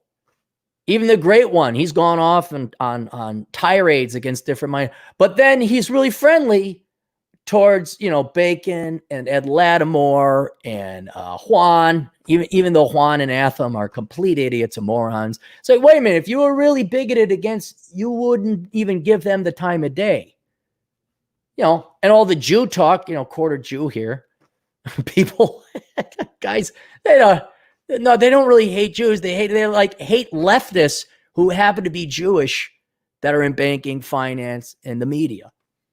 All right. It's like, well, you got to really think of it. Like, do you really hate the Jews? Do you?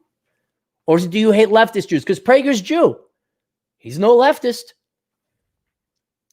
A lot of conservative Jews out there. Should be more. But no, you always visually guard against bigotry because that's not fair. You should always champion and cherish the individual. Okay. You never look at traits. Never. What did we got a lot of Muslims in here. Well, maybe they're not Muslims, but they're Middle Easterners. They tune into the show. They're very traditional. They're very conservative. They want to come here to the United States. What the fuck is going on? You got to look at the individual. All right. Not groups. Although you could, for general discussionary, Asians tend to X, Jews tend to Y, and blacks tend to Z, I guess for academic discussion, but I highly doubt that you're an actual bigot or a racist. DJ Aftershock for $2. But dude, bro, the Buckeyes, man, chugs down beer. What's Buckeyes? Is that? Oh, that's Ohio. That's all right. Yeah. The Competent Man for $2. Trump 2016 and people depressed. Some were crying. Yeah, they were. It was great. I thought it was the guy for the longest time. It was like on his knees going, no! I found out it was a woman later on. I'm like, how's her past 4 years been? You may not like her, but be happy you're not her or it, whoever that thing was. David D128, watching the videos on YouTube of all the crying liberals after Trump's victory is so good. Makes me feel so better about my life. Much better about my life. Namaste, Clary. I remember a lot of those gals were crying who were for Hillary. And I don't think it's necessarily political, but they spent so much of their lives and time trying to get Hillary elected and it didn't happen. And think about that. That's the number one thing in your life is to get a politician elected. I don't know. I got better things to do. Like, I'd love to take my girlfriend out to a dinner. I'd like to go spend time with my nieces. I'd like to just go for a walk. Trump doesn't get elected. Okay. Trump did get elected. What? What? Yeah, be happy in their misery. Just be happy in their misery. Miguel Angel Casillas. These damn Latinos. Aaron, what numbers you check for inflation? Early adopting stage, beginning of curve rise. You check for inflation, M2 money supply, velocity of growth, 2 times, 3 times. Yeah, that's good. I kind of look at them all. There's the CPI, and that's just what you're paying for in the grocery store. And I haven't looked in a while, honestly, because no one pays me to. I'm not paid to be an economist anymore. But yes, if you are to be a real economist, especially an Austrian economist, the money supply is inflation relative to GDP. So you should really take the money supply and divide it by the economic growth for that time period. So I would look at the monetary base. I would look at the M1 money supply, the M2 money supply. I would also look at velocity, which has been going down. But what I really do, because velocity goes down for items, small budget items, your velocity for buying a house doesn't really change that much because house purchasing and large items is not as liquid or as much turnover. I really do look at the largest items on a person's personal budget, which is lodging, whether you're paying a mortgage or rent, that goes up, tuition, and car loans. That's why I look at inflation. And what I should also look at is what people pay for stock prices, because that's retirement. You should be funding your retirement, but the vast majority of only 30% of boomers have enough money for retirement. So I don't consider that inflation because that's not in most people's budgets. Most people live paycheck to paycheck, even though saving for retirement should be one of your largest expenses. But people don't do that, so fuck it. David Little, $5. With my job change, my wages went from 12.85 per hour to $15 per hour. Currently applying for part-time job as well. I will get to leave the sales bro sports ball weed smoking sales job. There you go, Dave. Get out of there. Work security, Dave. Work security. It's this dude, and it's so nice, especially for the first year or so. You kind of get into this zen where it's very quiet. You get a lot of time to figure out who you are, structure and organize your life. There's a lot of organization and strategic planning I did with my life, work at security, especially when it was Christmas break. There was no homework. Okay, where are we going to go? Okay, this then. And a lot of that helped me get to where I am today. I wouldn't have bought rental property if I didn't have time to sit and strategically think about it. If I had more time to think about it and the wisdom, I would have never bought in Minnesota. I would have been a millionaire. Well, with hindsight, yeah, I would have bought Bitcoin at 80 cents. But good to hear the good news there, Dave. Nimble Fred for $10 for the septic tank. See, there. Well, I'll put $10 into the septic tank. $10 goes in the set. We're down to $7,485 now. Happy crapping. You'll be very happy crapping. I'll put a picture of the septic tank I get. Okay, I'll get a picture of that.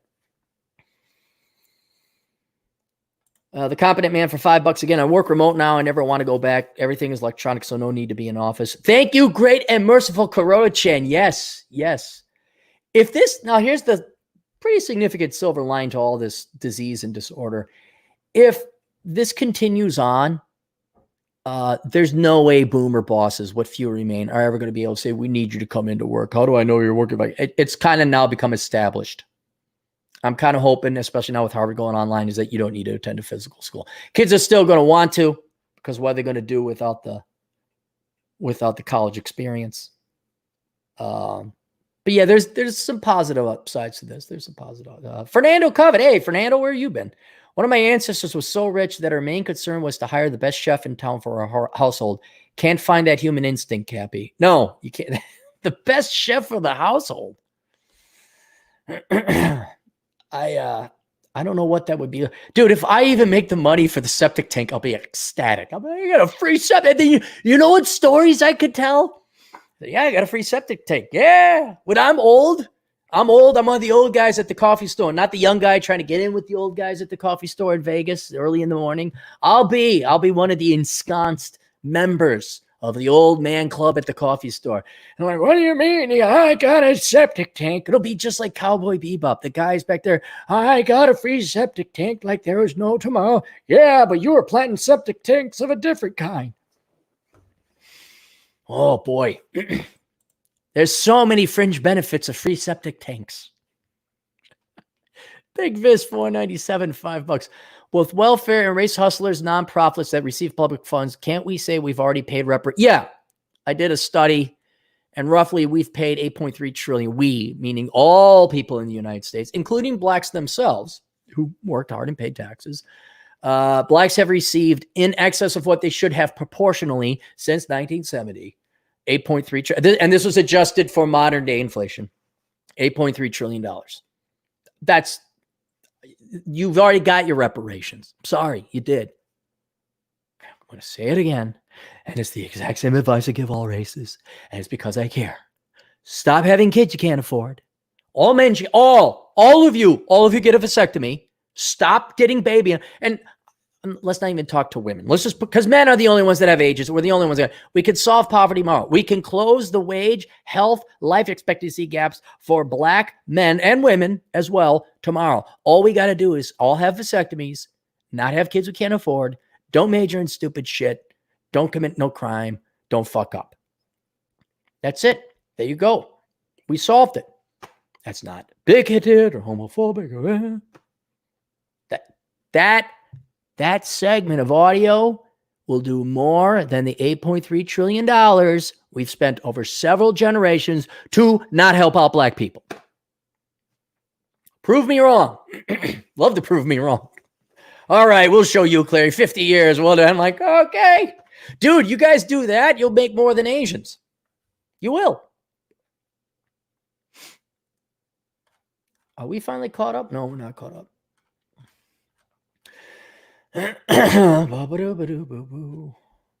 Holy shit. All right, slow down on the super chats, guys. Let me get through a couple and then go through them. Shouting from the cheap seats for $5. Proof that most people are stupid. They pay Robin of Satan. Robin of Satan? I mean, D'Angelo, $6,000 an hour to be told they're racist.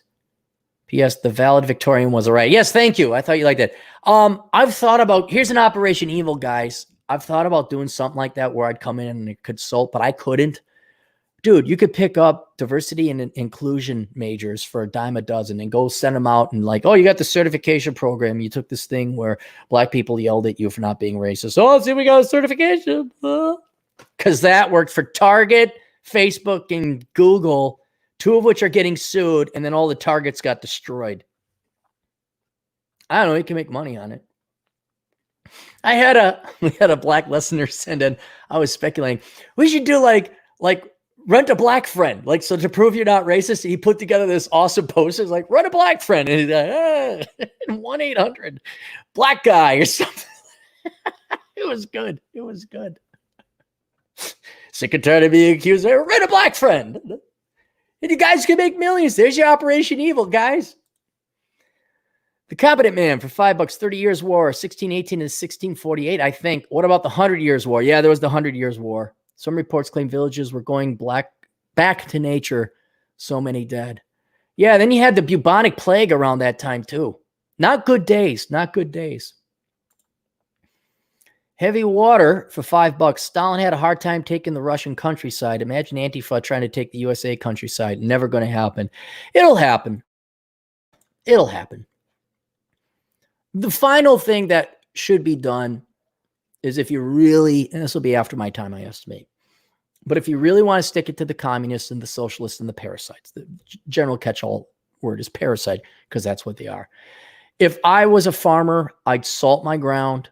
I'd destroy my tractors and trailers. I'd destroy the food supply. I would just destroy the food supply. Like you're going out. No one else is going to be conservative. You sent your daughter to McAllister College. She came back as a communist telling you that you're privileged and you're an asshole because you wake up at 4 a.m. and you toil in the fields every day. Salt the earth. Salt it. Destroy.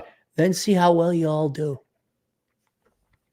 See, we're all there. Community Assistant Reserve Deputy Assistant Diversity Director, Nonprofit Organization, Community Funds. See where that gets them.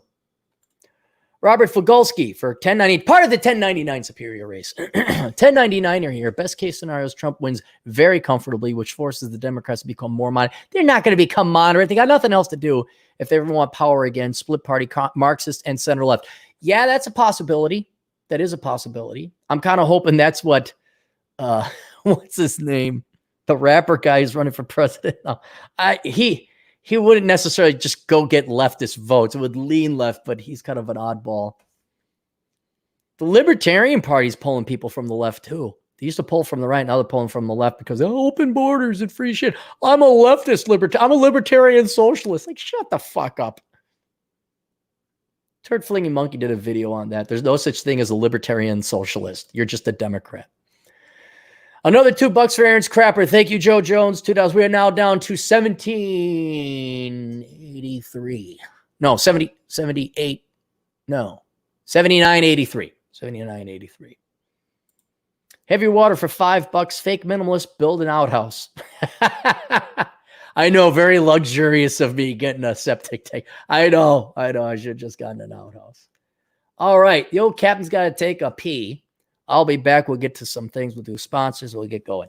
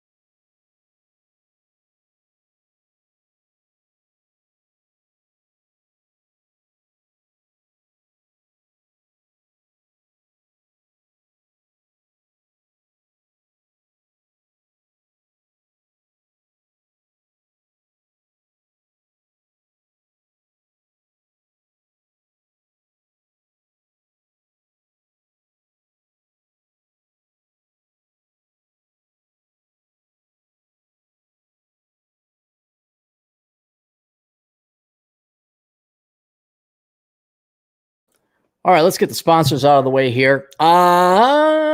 Rule Zero, I got a seminar coming up. Not just me, but 9 other speakers, including Rollo Tomasi, Rich Cooper, Ryan Stone, Modern Life, John. No, not John. There's a lot of guys. I got to go through the list. I got to do a more official promotion. I originally had 10 tickets to sell. I am down to 3. It is $999. Don't send a check for $1,000. Send for $999 because it makes the accounting a lot easier. And it's going to be a 2-day seminar, 2-day event. It's not going to be a rushed seminar. So you wake up, I think seminars start at like 10 or 11 a.m. They're an hour only each, so you're not going to be held captive. And then there's events and activities going on, mingles, socials, stuff like that. And each speaker has their own field trip. Mine is Cappy's Death March up a big-ass mountain where you're going to see some amazing views of Las Vegas. Oh, and by the way, it's in Las Vegas. What else? People keep asking, is it worth it? It depends, really. If you know me, I am going to be putting together some new material. Is nothing I've ever written about before. I'll be using this material in the future. It's very germane. And my goal is to make it so that everyone who attends, not just people who sign up through me, gets their money back. That it's a net positive. And a lot of that will depend if you're older and it's too late for you, or if you're younger and you're listening. So that's going to be my secret speech. But yes, you get to meet other people, and it's totally up to you. If it's, I'd say view it more as you need to get the F out of the house. I'm sick of this Corona shit, and you want to meet some like-minded people. I know we all meet online, but not only do you get to meet the speakers and hang out. It's not like, oh, well, sit there, plebes. Yeah, well, good. Hey, how you doing? What's going on? Yeah, I'm just there in Clary with my stupid hat on. Oh, yeah. Yeah, I got a free septic tank. Yeah.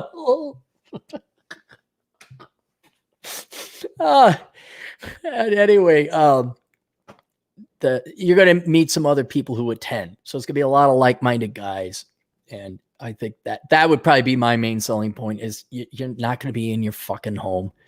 You're not going to be going to the office. You're going to be with, like, you know, whatever, the last vestiges of real men that haven't had the testosterone kicked out of them. It'll be fun too. So there you go. If you want to attend, email me at captcapitalism@yahoo.com. Not Captain Capitalism, capt, C-A-P-T, capitalism @yahoo.com. Let me know if you want to attend. Don't email me unless you fully intend on attending. Now, if you have questions, sure, email me.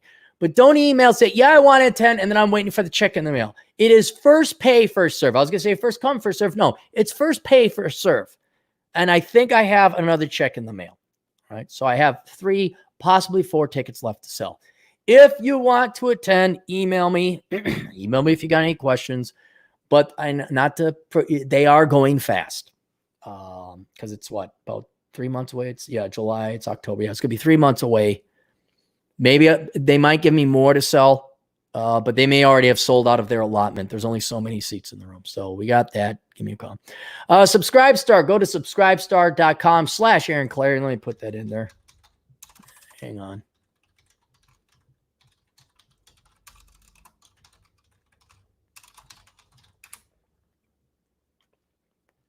There we go. There's nothing, no material up there. I just did a test upload and all like that.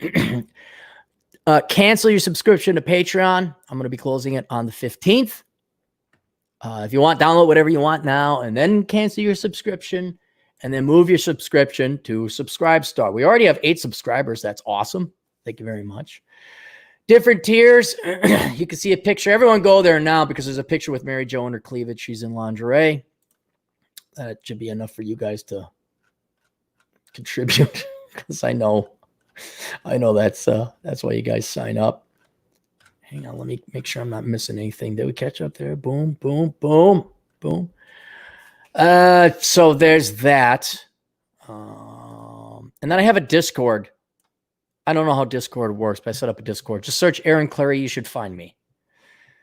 And I think you should sign up for the Discord. I don't know how it works. Beckloff tried to explain it to me, and one of these days I'll get into it when I got the time. But I do now have a Discord account. A lot of back office operations.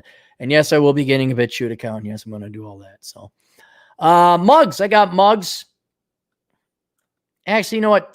Never mind on that. I got to get one storefront. I've been working with it. So that'll be coming later. Better Bachelor. Go to YouTube and check out Better Bachelor.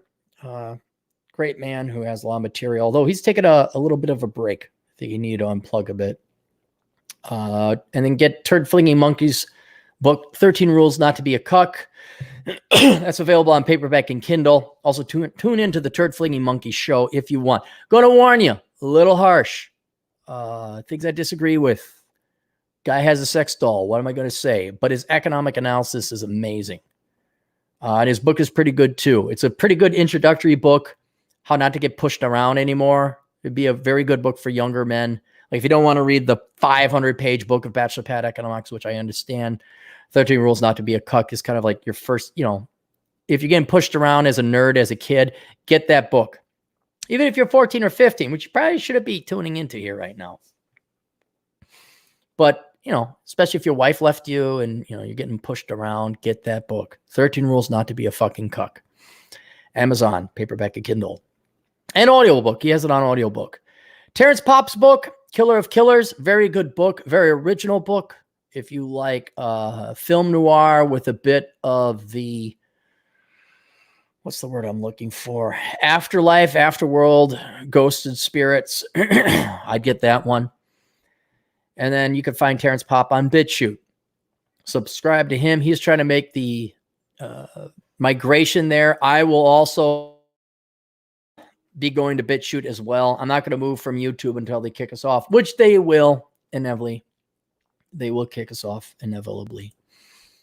And that day is coming. So go to BitChute, subscribe over there, and then within the next week or two, take a look at it there. Investing in Equanimity. This book right here by Eric Dolorier.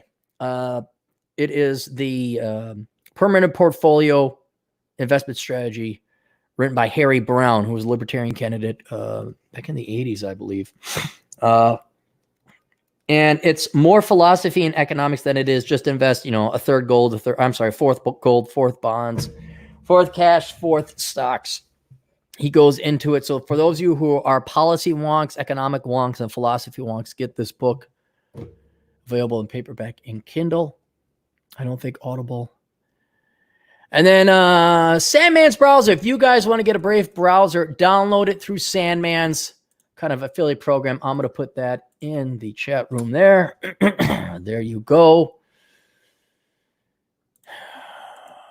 noncommunistsciencefiction.com. Check out noncommunistsciencefiction.com if you like science fiction, but you don't want to be communist.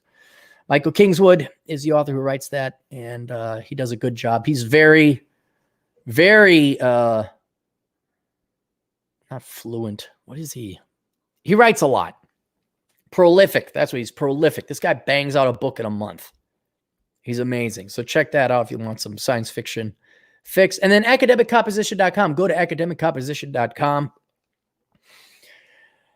where you can have Alex and his team of writing staff write your papers for you. That's going to be huge now that everything's online.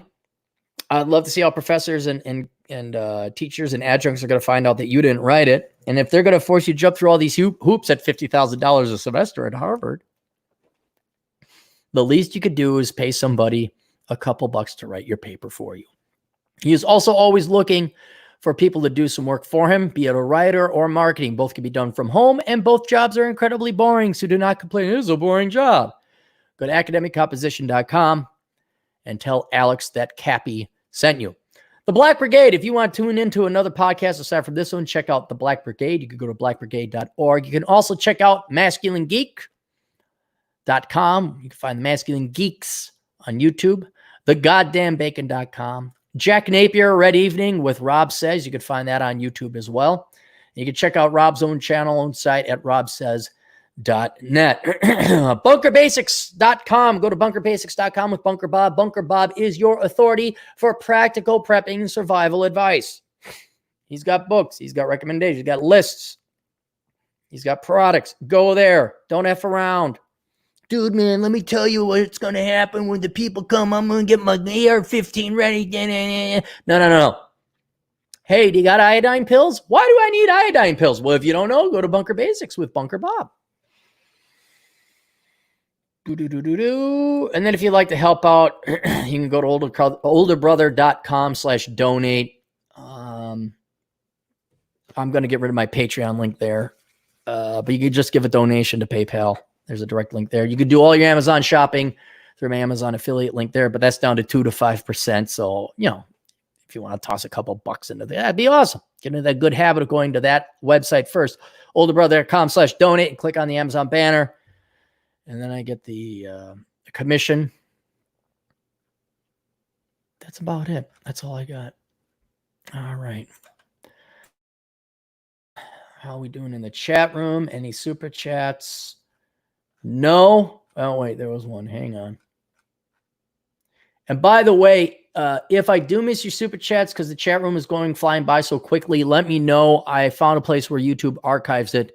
And for whatever missed super chats, I never do a video here where I'll do missed super chats. So if you had a super chat and I missed it, you can tune in. Juan Corbero, won't go to the seminar. We'll hike if that's cool. Yeah, Juan, if you want to come with, you're a buddy. Come on out. Bring one of your Mustangs that you refurbish. I'd be kind of curious to see if it makes it across the desert. All right, where do we want to go?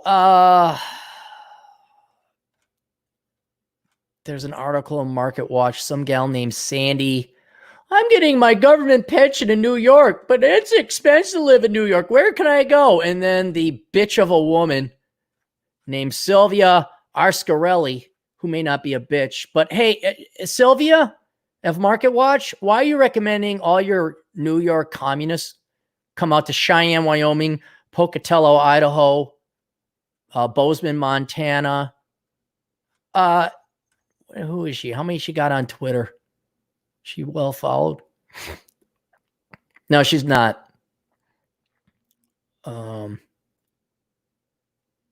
Ex-Wall Street Journal. She has 3,000 followers, so she's like nothing compared to me.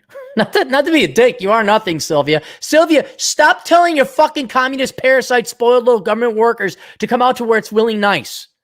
No. You get to retire in your filth and your squalor and your cockroach-infested nursing homes where your fucking governor sends people with COVID there. Fuck off.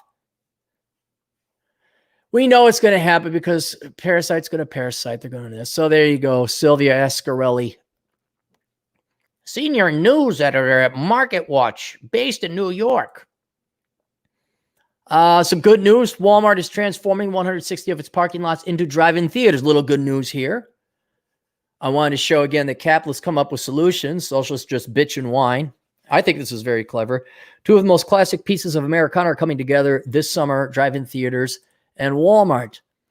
Beginning in August, the retailer is converting 160 of its U.S. store parking lots into drive-in movie theaters. I bet you Hollywood's pretty happy about that. But wait, leftist Hollywood elitists. Isn't Walmart bad for mom and pop stores and a big evil corporation? Huh. As the pandemic continues, drive-in theaters have been making a comeback as a safe alternative to the traditional movie theaters that remain closed to much of the country. Walmart is partnering with Tribeca Enterprises and the De Niro-backed media company. Oh, Robert De Niro's in on this to program the films. Locations and movie titles haven't been announced, but they will be revealed later on a special website. Dude, if you wanted to like have everyone just show up at Walmart and make a lot of money, have it re-show Die Hard in the theater. Just re-show Die Hard. That would be so freaking cool. That'd be so amazing. This family-friendly night will include hit movies, special appearances from filmmakers or celebrities, and concessions delivered right to customers' vehicles. Walmart sent a press release. Whoever came up with this idea should be promoted to senior VP and given millions of dollars. Walmart will use the nearby physical stores to let people use curbside pickup for treats and food. Drive-in movie venues have been popping up all over the country, with small business owners forced temporarily to shut down their traditional theater operations, opting to reopen old drive-in locations or build makeshift theaters and parking lots in a bid to make up for lost income. So there we go. Capitalists solving problems again. The Democrat solution to that would be, we need to raise money to help out unemployed movie theater people. We won't do anything. We just need more money to help them get in these tough times. In these challenging times, one man will rise to the occasion and get a free septic tank. Cappy, the movie, which would be an incredibly boring movie. We talked about the two black attorneys. Terribly sorry, you're black. Got to talk about it. Unlike that. You see, the news is not the news. It's what the news is about is the news. Did you see the socialist justice warrior lady, feminist with the pink hair that got ran over by a car because she was playing on the interstate? And all the media outlets failed to mention that it was a black driver. Did you see that? Where it tells you everything you need to know. It is evil, parasitic people who are hiding behind a trait. That's what this is. And says one of the traits they're trying to hide behind, the driver happened to have that trait. Oh, he had to have, I love watching the BLM tiptoe around that one. Now, is it the driver's fault? See, and now we celebrate an idiot's death. Hang on. Do I even have to look her up? Feminist hit Seattle.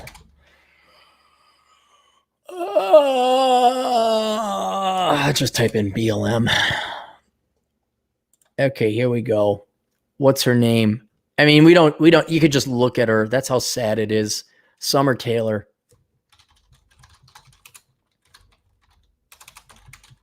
Probably didn't have a job. Who's Summer Taylor? I mean, leftist Marxist. Honored. Okay, so we honored an idiot. Oh, there's the candlelit vigil that white people like to do. Person killed a Saturday, person hit. Tirelessly standing up for others while working full-time and supporting everyone around them. Wrote Urban Animal on Instagram, the veterinary clinic where Taylor worked in Portland. Oh, yeah, with the animals. Yeah, with the animals. Taylor, who the post said that used they and them pronouns. Was a positive force of nature. Anyone that works for Urban Animal will tell you that Summer Taylor's laugh makes any bad day better. No, she was a loser. She was an idiot. This is the Darwin Award. Don't play in interstates. Been there since day one, standing up for Black lives. No, she wasn't. She was an egotistical maniac who did not want to work for a living and just hopped on this bandwagon so that she felt like she had purpose and reason and agency. Staying out all night and all day while still working full-time, taking care of animals. Summer talked to me about the protest and how incredible it was to be part of something so huge. Yeah, right. That's what it's about her. Kamala Harris, blah, blah, honoring her, breathtaking, only 24 peacefully protesting Black. No, she was not peacefully protesting. She was blocking traffic and fucking... Look, Seattle traffic is bad enough. All right? She was a bitch. She was an egocentric bitch. She was a parasite. She was a loser. She was a hypocrite too. She didn't care about Black lives. She cared about her ego. That's it. Another gal got hit on the interstate. She's in critical condition, alive and stable. A lot of pain. I can't believe Summer was murdered. She wasn't murdered. She wasn't murdered. You were playing on the 3 years. Don't play on the street. Or if your dad really didn't like you in the mouth, why don't you go play on the street? Of course, it's the Guardian. Yeah, okay. All right, fine. You're all brave and amazing and courageous. And yeah, okay. That really helped Black people. You clogging up the interstate traffic and then getting run over by a truck. Oh, we don't need to do that. Do we want to go to the good news at a small? This is the best good news I could come up with. From the Wallace, Idaho, the Shoshone News Press. Make sure we got no more super chats here before they don't fall too far behind. Oh, no, we already got that one. There's Juan. We got Juan. Oh, here, Ronan Boyle for £2 Buying property to live in is now too high a risk. No, buying property out in the rural area where people respect your property and you have gun rights and you castle doctrine. You got to pick the right state. And there's a vote. Oh my gosh, Cappy, when you book, yeah. Reconnaissance, man. Where to and not to move in the United States. Okay. I wanted to read this one because this is funny. This is news. This is the old media thinking, SNP Now. Guys, have you heard of SNP Now? It's a podcast. I haven't heard of it, but it made the news. The local news celebrates 1 year anniversary. Huh? A podcast made it a year. Think it was a slow news day, maybe? Host musical guest Sverwood to commemorate milestone. This is a milestone. If your podcast makes it a year, it's now a milestone. Like graduating from high school. The S&P Now podcast celebrated its 52nd episode this week with a special interview and musical performance by local band Sverwood. The great one must be rolling in his grave because he's been podcasting since the 90s. After launching in early July 2019, the official podcast of the Shoshone News Press, they're flating themselves. They're fellatioing themselves. Has covered everything from local events, politics, to sports and feel good. It took you until July 2019 to think maybe you ought to have like alternative media? Huh?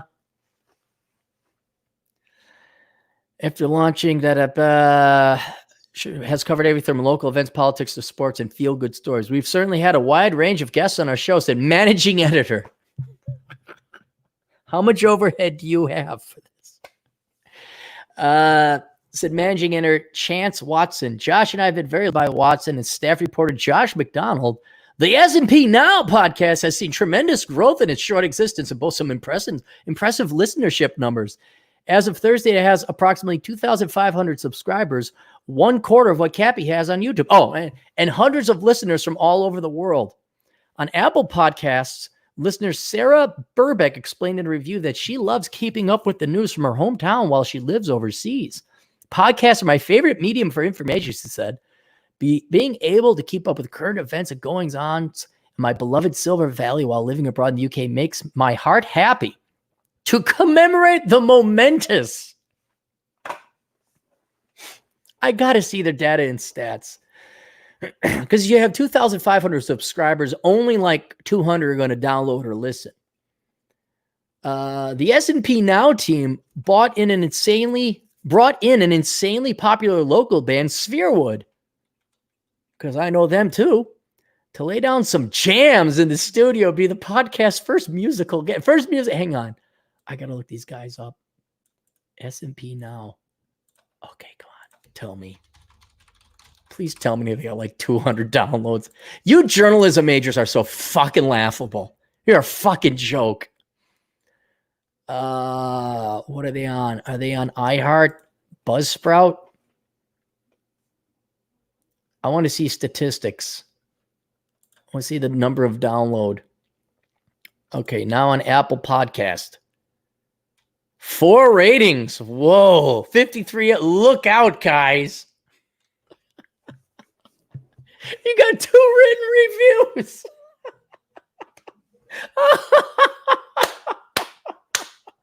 You're going to get a jump in listenership because of me making fun of you.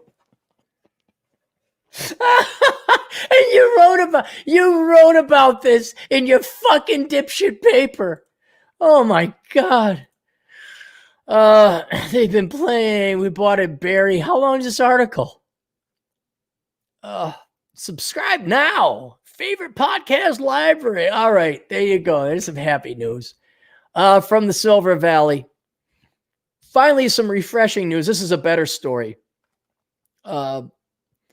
Kellogg, Idaho. I stayed there.